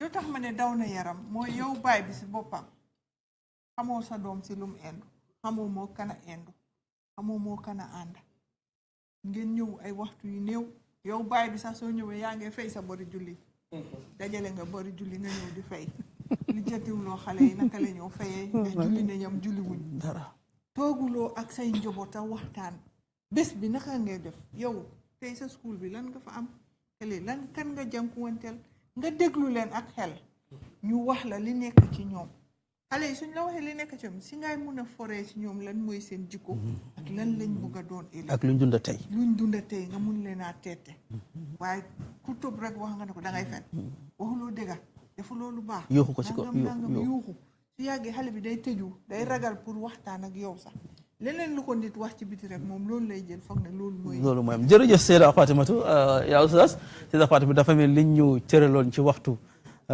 daanaka yegg nañ ci ndoxtal mi li ñuy wax ne lu lépp lu duuf ci nag wi xëjandoowu ci cin li waxtaan wi am na solo neex na itamit am na jàngat ci tomb yu am solo yi nga xam ne jàngat nañ ko ci kon li ñuy des te dañuy bàyyi oustaz nga tàggatoo rek ci juróomi seconde rek sant ak gërëm rek di leen ñaanal seen lii tàmbale ngeen ko xamu leen fu mu yem waaye yal na ko yàlla yóbbu bañ bokk ci télé adduna bi ñuy tudd ci liggéey yàlla sàmm leen yàlla bu ci kenn yàqoo yàlla bu ci kenn yàqule ku ci nekk nag yàlla télé bi jur ay télé ba kenn ku ci liggéey xam sa bopp allah ki nga xam ne mooy borom mbir mii yal na ko yàlla sàmm te yokk war sagam te yal na yàlla jubale leen amiin yaa rabbi yal na yàlla jubale leen amiin yàlla bu seytaan am yoon seen amiin Cheikh Ibrahima ñu ngi lay nuyu bu baax jërëjëf ñu ngi lay fay lii ñun xam-xam bu bariwul xamul lu ñuy wax alhamdulilah waaye nat ne macha allah jërëjëf rafet na Fatima Ndiaye la nag ko siyaare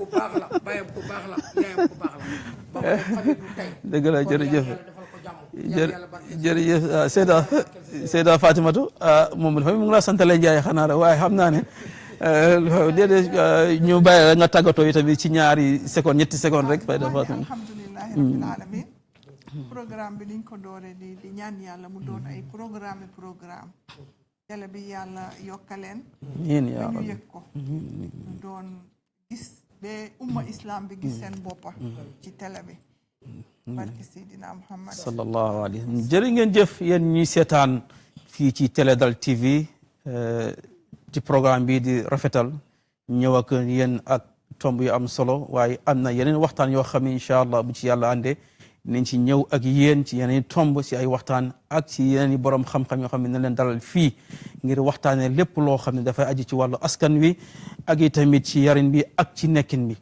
fa tabarakallah kon liñ fi tënk yëpp mooy ak wayjur ci doomam waaye ak yi tamit doom ci wayjuram kon li fi des rek mooy képp koo xam ne yaa ngi topp programme bi nañ gën a góorgóorlu seen mbokk la woon imam Ibrahima Khalil Gueye fegg si woon Oustaz Ibrahima Ndiaye ak Seyda Fatimatu Diop ñu ngi leen di ñaanal yàlla di ñaan ci réew mi yàlla gën fee doole saxal jàmm tamit suñuy kilifa diini suñuy kilifa aada suñu ilimaan yàlla sàmmal ñu leen ñu way jiitu yi tamit yal na yàlla sëmbata yërmandeem ci seen kaw ci barke yonent bi sallallahu alayhi wa sallam ñi feebar yi tamit yal na yàlla saafara seen feebar faj mboolem jàngoro yi ci barke yonent yàlla Muhammad sallallahu alayhi wa sallam ñu ngi leen dox dig daje ci beneen yoon ak yeneen i waxtaan wassalaamu aleykum wa rahmatullahi wa barakatuh.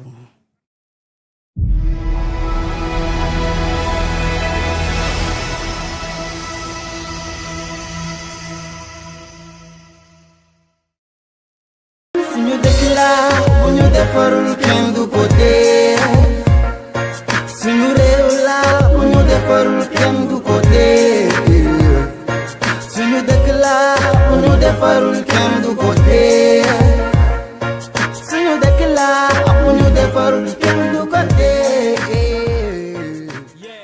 yes asalaamaaleykum mbokk yi nga xam ne ñooy seetaan Teledal TV saa su nekk rek di leen jaajëfal di kontaan si yéen bu baax a baax comme nu nga ko defee rek xam ngeen nag boo fi teewee nag affaire bu garaaw la ànd ak Star Talk ak Badi Happy Faye kon nu nga ko defee de fàttali ko nag programme bi sponsor by Africell di leen GSM operator in the Gambia que ñëpp xam nañ ko daw leen gaaw nga dem uti sim card Africell nga dem uti router Africell te Africell ñu ngi am compétition bi nga xam ne ñu ngi ko def de tournament bi nga xam ne ñu ngi ko def kon nag gars yi daw leen gaaw ngeen dem bokk si tournament bii nii parce que xaalis bu bëri la gars yi teg Africell xam nga ku mun ak ko jéem du ñu doon benn moo tax every time dama de wax ne piccay naaw leen borom tool bi ñëw na te Teledal TV bu ñu ñëwee rek ànd ak Africell xam nga nañu ñëw moom tool bi kon nag ku mun ak ko jéem du ñu benn mukk moo tax ma ne amu fi maas te amu fi ma pandoor fii la si biir kër gi Teledal TV dañoo dem ak break rek suñu dellu sa waatee tey nag damay andi special guest bi nga xam ne si mélodie ndaanaan la si sanse te bokk na si artiste bi nga xam ne ñoo fi njëkk a andi sanse seen génération naa leen wax tey lu bëree bëri dinañ si waxtaan lu am solo tey ak artiste bii nii nañ dem ak break ñëwaat. You can now turn your loyalty points into data or voice bundles. Simply dial *772#, press 1 to check how many points you've got, press 2 to redeem those points. Recharge on AfriCell, buy credit on AfriMoney, buy cash power. Lord Afric, you get points. Even when you redeem, your total points still stack up, giving you a chance to win one of 2 luxury AfriCell villas. AfriCell, 25 years of rewarding loyalty, and we're just getting started. ñu dellu si waat after yëgle yi ak yébaane yooyu noonu di Africell comme ni nga ko waxee rek ñoo sponsor li nga xam ne mooy programme bi tey nag andi naa leen beneen guest bi nga xam ne xam nga rek waaye xam naa si kanam tuuti dinaa leen wax lu bëri si guest bi parce que moom dafa ma leen tooñ nag su ma nit la waaye nag li ñuy def rek mooy dañoo dem ak song bii nii di Teranga dafa am fu ma bëgg a ñëw ñun ñëwaat si programme bi nañ dem déglu seetaan vidéo bii di Teranga ngeen xam ne Gambia Teranga yu fi nekk lan la nañ dem ak vidéo bi ñëwaat. ana mbokk yéem mbaa ñëpp ngi ci jàmm doo dégg bali fetal ndax ñëpp ngi ci jàmm añ bi taajee mu nekk ca bu jën dañu fonk mbooloo together la ñu join teranga bu bari Sénégambia fi yem kon karama yu bari fii duñu mës a mën a yem dafa mel ni fi ñëpp a bokk ndey ak baay dañ lay teral bu del sax duñu bàyyi baa njël tabala ba Dakar ne ko faga daga yegg sil fi nga dëgg doo dégg daga daga togga la ma feta ba jang ak ci nga dëgg teranga bi ya neex aw I like that nga caali ci simi sa kos ne tali nga ubbi sa wallet ne suba ci bool ak ñu yégal la saret police du la arrêté teranga bi ya neex dëgg du ma sa na bula bula fire boy dole tam kana so na bula bula fire dole tam kana so na bula bula fire yeah ikana song nga bula faye fa mu nekk lu am solo nag asalaamaaleykum Barhama Thiam waaw waaji non yow foo ma ñëppati sax moo njëkk a gën a baax you know what I'm saying maaleykum salaam sama waaji Badi Happy Faye waaye man xam nga rek Badi Happy Faye you know what I'm saying it's a pleasure to see you xam nga yow you are a brother from day one so su ma waree toog ak yow di waxtaan beneen vibe la ma nekk affaire thanks so much for the invitation you're welcome thanks so much for ma teew ni I like it here you know yeah I love it here moo tax ma ne amun fi maas te amu fi mbappan non loolu digal naa ko loolu moom waaw loolu moom lu am la waaye mu nekk lu am solo mbokk yi kii mooy Barhama Thiam di ndaanaan bi nga xam ne Gambia foog naa ñëpp xam neen ko waaye dama bëgg rek kan mooy Barhama Thiam in 3 words. Wow, Barhama is a talented, humble musician. Yeah, that's what I have to say, you know, because Barhama is that boy King Amneni.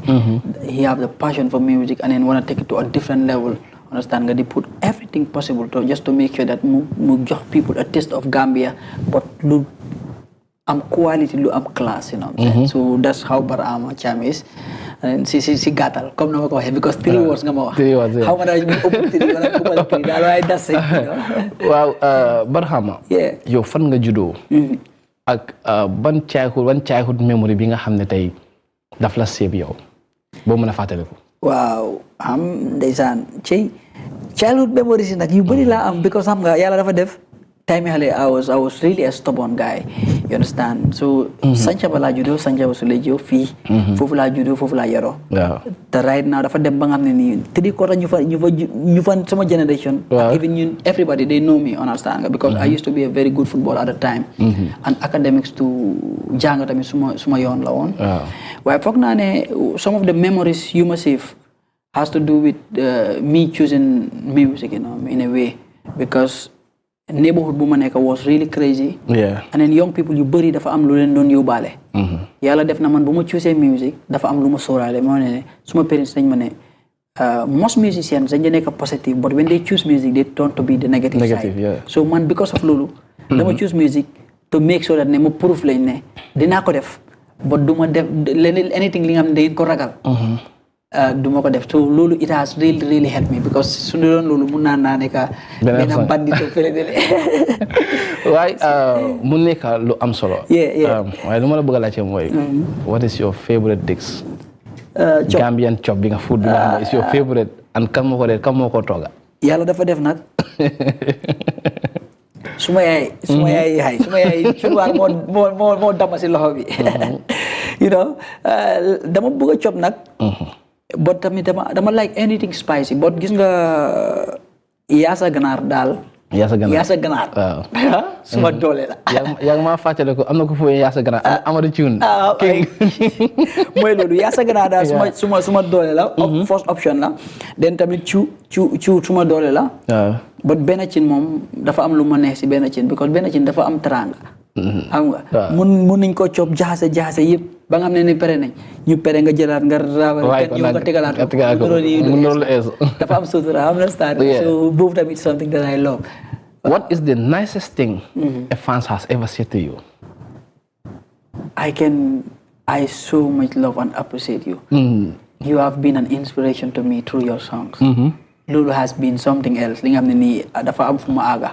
Because soo nekkee musicien wéede nga xam ko o ñàkk koo xam am na ñu bëri ñooy influence through your songs, through your actions, through your way of life. So soo toogee benn fan from somewhere ki nga xam ne ni mag la sax mu ne la wow yow loolu sa song nii la inspire nii la ma di inspire moo tax rusuma di toog ak suma doom yi ñuy déglu sa song. Even su nekkee du ma di déglu music. Loolu rek dafa am fu ma di aaga, you know, and then dafa ma di give more reasons to keep doing the positive things that I'm doing, you know. When did you first know that music is what you want to do? At first, to be honest, man anga doomi adama yàlla dafa am yum la day jox nga xam ne mu ngi si yow. But deep inside doo ko dee teel a bàyyi xel. Man from day one yàlla xam naa ne yàlla may na ma am melody that's really beautiful. Teg si yàlla am na benn charisma bu mu def si man ba nga xam ne most of the time fu ma nekk rek people just like me like that. Loolu that's how because humble soul nga.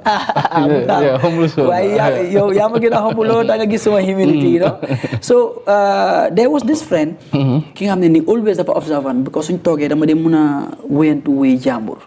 So moom bokk na si ñu teel a detect the vocal that I have mu ne ma boy do you know that ne most people yu ma dee déglu yaa leen gën a am a nice voice. Why can you do something? So that's when I start, you know, the bias in my head, both hell. Why? I was really young by then, you know. Then, well, maybe I was like 15, 16 by then. Yeah. I'm gonna like Barhama. Every journey have a tough journey. Yeah. And what makes you strong when it was slow? What made you on? Tell me. Yeah. The story behind your strongness. You know what I'm saying? To be honest. Yeah.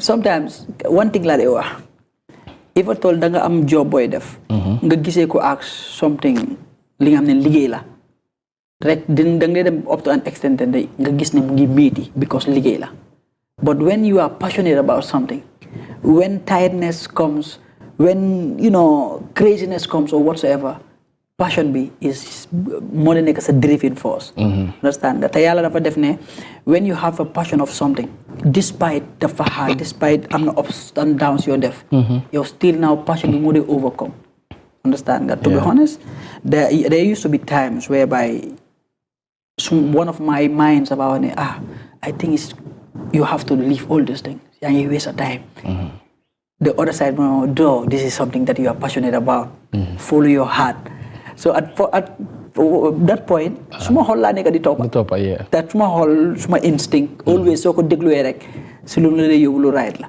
so to be honest I've been following my heart with everything that I'm doing and then that's what led me that's very nice I have so much question to ask parce que xam naa la but I think you need to go back reflect tuuti si gannaaw bu baax Barhama Thiam bokkoon na si groupe bu ñu Kër Ji Family waaw bu baax mi groupe bi nga xam ne man particularly I love the style and the unique of that group bu baax te mu nekkoon groupe bi nga xam ne groupe bi family la daanaka parce que Polyman moo fa nekkoon DMB ak yow ak man te ngeen nekk ñi nga xam ne daanaka dafa am lu bari te da ngeen ko andi si Gambian music Kër Ji Family buñ génnoon si sanse Kër Ji Family buñ génnoon si wéy Kër Ji Family buñ génnoon si fecha Kër Ji Family bu ñu génnoon si entertainment ni nga xam ne ñooy nit yi max big time waaye tey we didn't see Kër Ji Family anymore what happened okay comme noo ko waxee si njëlbeen bi da nga wax ne I was in a group bi nga xam ne nii it's a family group kër ak family ñu bëri suñ déggee tur bi dañ dee foog ne just anything la dañ ko tuddee suñ bopp la non bon dañ bokk benn kër ba pare ñu nekk family not by tur au Santa but by blood ñun ñëpp Santa Thiam ñun ñëpp Santa Thiam suñ relationship moo nekk ne time boobu noonu sax when you ask us ñu dañ la dee wax ñoom bokk ndey baay because we don't want to explain it to everybody because that's how it is you understand because ñoom seen yaay ak man suma yaay ak cousins first cousins then seen papa ak suma papa magaarakal ñoo bokk ndey baay so suma papa moo nekk mag te suma papa lañ tuddee DMB understand nga so when we started together as a group they were born in the Gambia here, but they relocated to Senegal. But later they have to come back home. But mom and dad, ñu ngi woon Senegal. Understand? Te ñun there was a time bu ñu doon def suñu bagage bi. The fame was there, but the fame wasn't coming with anything. It was just koppar bi ñëwutoon. Exactly. oytul ma fame was tastraan. Tastraan dafa métti. Dafa métti bro jaar nga si jaar naa si. It was something, So dafa dem up to a level. Bi nga xam ne ni ñoom tamit they have to go to Senegal. Man I have to be here because I was born, raised Gambia laa defee suma education Gambia laa defee everything. ñoom Senegal lañ gaay jàngee sax because French lañ jànga. waaye ñoom balaa ñuy dem Senegal something happened. Music school Mandimori Music School Academy ñëwoon na fi. bu baax. I want us to talk about such experience. si school yi Mandimori Academy because after. Gis nañ ne Polyman came up nekk ki nga xam ne dafa dem jàng production nga gis ko after muy nekk ki nga xam ne daf dee wéy mélodie muy génne mélodie yu garaaw I was even surprised when I see ki nga xam ne mooy DMB was singing very nice after Kër Ji Family after become a very complete music house actually that's how it is because tell me the experience of that school bu nga xam ne da nga fa jàng la nga fa jàng ak how it connect you with music? To be honest, Kër Ji Family, we had a vision. And in vision, but still now, Monica deceived me in careers as a whole. Because at the initial point, one thing like you do we just want to be an artist or a musician who can stand anywhere around the world and then they will be wow. Understand? So, we have to learn what we're doing because buga music is one. But the next thing Monica nga dem jàng ko comme yow right now this thing that you do passion moo la si dugal but jàngal nga sa boppa ba nga xam ne ni xam nga anything about this thing moo tax soo si foo wax rek nga ñu ne change dara na go xam nga so those were really important si lañ jaar man ni moo ni noonu ne dañu jàngal everything but jàngal nañu the introduction of the basic theory and practical of music ba nga xam ne ñun suñ gisee music ñu bind ko dinañ ko mën a ràññee te dinañ mën a understand tamit the hearing of melody bi tone bi chord si nii ak yooyu noonu te loolu it something that. but this is very important. comme tey. dama gis artiste yu bari tey dañ dee woy sax. ñu wàcc seen kii. waaw duñ ko def musique ñaata kii la am. non xam nga musique 7 la mën ngaa wax 7 la da nga understand do ré mi fa mën naa wax 8 la ba beneen bi daf lay dépitaat boppam rek. do ré mi fa sol la ti do. waaye nga do bu commencé nii si suuf. moo dowaat fii rek waaye si up lii la bu gën a high la understand nga so loolu mooy music ak language yi boppam. waaw waaye itam soo ko xoolee music dafa am language. but language bi nga xam dafa am lettre boppam. waaw lettre yooyu ñu ñan lettre. lettre yi dafa am. because notes yi. waaw dafa am notes la. mën ngaa wax ne the same different scale la. mën ngaa wax ne the C major scale ak the whole. understand nga di nga am man suma guitare bi su ma ko téyee. dafa am nu ma tuddee lettres si yëpp. strings si yëpp. sa own way wala. sama own way. ok so man dama ko tuddee add gap in a sense ne. force bi da nga am E si kaw. nga am A. ok understand nga am D. nga am G. nga am E. nga am B after nga am E si suuf man noonu laa tuddee lettres yi. but tamit lettres yi dafa depend on si ban major scale la nga nekk understand nga. so noonu la demee C D E F G A B C. understand nga. loolu mooy lii nii tam léegi dafa depend nag si ban scale nga nekk léegi mun naa nekk G major scale su nekkee G major scale G la starté G E F G A B C D E F G waat. understand nga comme noonu la dee demee you know comme kay na waaye am nga rek it's something li nga xam ne ni ku nekk mën na ko understand but tamit one very important thing about music ak in letters nu ñu fa nekkee yëpp dégga bi is the most important thing. waaye dégga bi is the most important thing. Barhama Cham. dem nga man moo di academic school. waaw nga jàng fa. waaye emuloo si foofu. nga dem jigéen nga xam ne légende la si biir réewi Gambia. waaw yaa nga yore rek ma xam loolu problème bi. muy suñu papa. Ousou Ndiaye Senior nga dem jege ko torop. maa ngi fàttaliku amoon na ay time. artiste su bari dem këram su mel ni Silky Chris bokkoon na si. yow bokkoon nga si ak yeneen artiste. bokkoon nañ si jege ko woon lool. lan la paa bi jàngal si carrière am. comme xam nga. dafa am two things lu important si daal xam nga soo demee school dang day jànga théorie bi théorie bi jàng nga ko ba pare léegi xam nga ne lii la so da nga need practical understand nga te practical bi soo ko commencé jàng there is something really important mu nekk nga work with somebody that is really experienced nga xam ne dina la woon practical bi based on ñoom nuñ ko doon defee. practical ak théorie bi yëpp la ko woon. yëpp la woon understand nga. exactly te comme that also was an experience somebody. ki nga xam ne nii musique yi àdduna bi yëpp la understand. te man nekk ak moom. loolu moo ma introduce to the bigger picture of music as a whole to tell you the truth. at bu ma demee si that aussi la xam ne ndeke man xamuma woon dara. understand nga ndeke man mënuma woon dara. te one very important thing moo fa nekkoon that aussi. not de man maa yóbbu suma bopp si moom. daal su ma gis mu ne ma yow am nga li nga xam ne nii. you just need guidance. mu jël ma mu dem suma kër. mu ñaan ma suma papa. isi guru ñaan ma suma papa. ndeysaan suma papa ne ko du ma ko mën a bàyyi kii may taw but suma papa understand ne this is what I want. then ma dem dëkkaa moom. bu ma dëkkee moom all I do was music. dama eew suba waaja with the band perform ak band bi. daf ma dee xas ba nga foog ne kii buub ma. but anytime su ma wéyee. waaw mu jooy ndeysaan. meaning like ne gis nga suñ nekkee si biir néeg bi. pour ñu defar dara dafa am mu jaar. understand nga maalo soo gisee ñu ko toog di ko cop. dafa am fu mu jaar si sugeer la jaar. ñu taal safara si suufam tooga ko. understand nga xam nga loolu it was really hard safara ko laala. but su génnee triangle everybody. so that also was a very very very very very big improvement si lu ma def. ba tey sax. di ko ñaanal rek yaa na ko yàlla xare aljana. yàlla suuf seede si kawam. and still now I am on his legacy waaw emal foofu. ñu dem seetaan vidéo bii nii yaa ngi may yóbbu aljana parce que son bi dafa tax ma fall in love. waaw yow loolu ok. dañ dem ak son bi aljana ñëwaat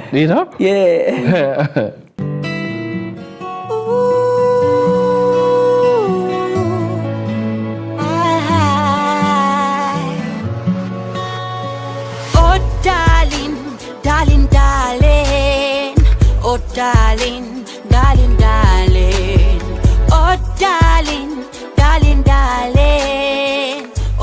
darling, darling, da. Ya mayabu, ajana nana, ajana nana, ajana hai hai. Ya mayabu, ajana nana, ajana nana, ajana. The first day I set my eyes on you, to the des majomi. Garombo madi dem on your way. Come a fun, la la gisate yeah. Jigéen ju taaru tabe ne dafi lambe ma lëmbe nga lambe ni teg ma ci suuf amana mana boy bu naas mana bëgg la dëgg la mbëggeel ko ëpp la gis dëgg la piis la haay la on la xool la moom la yokk jom la kom la ndax yaay sama àjjana soo doon yoonu tukki be ba àgg naa. So what I feel for you, man, I swear to God, musuma ko feel never before. Though I like a mama one day, didn't nobody right now. mu ne ko yaa may yóbbu ajana ajana why oh wow. I remember this song. It's around 2014. Song B. What inspired this song?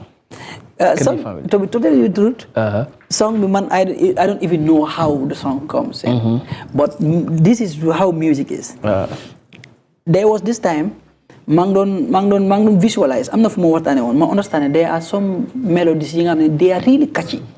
And lulu bokk na si la la la la la na na na na ba ba ba comme kay na lulu music la la la bi soo xoolee melody bi it's kind of music make my brain go la la la la yaa ngi coba plan bi music make my brain go cha la la la la cha la la la la bi laa bëggoon a crafter people pour mu des si mind ni waaw then from that one then ma understand ne gis nga dafa am yeneen yi nga xam ne dañ yomba crap na yooyu bokk na si then ma toog kër maa ngi téye suma guitare maa ngi fo di wéy ba aljana something mu ñëw fa understand nga when I start doing that rek xale yu toog suma side ma dégga ñoom tamit lu ma nekk di wéy nii rek gars yi commencé nañ ko wéy so si la understand oh I think this is something that I can develop then ma commencé develop ko bu ma ko développé ba mu nekk a song but it wasn't big then ma commencé di ko wéyal people then ma amoon benn journey bu ma amoon pour dem Sénégal boss bu ma àndaloon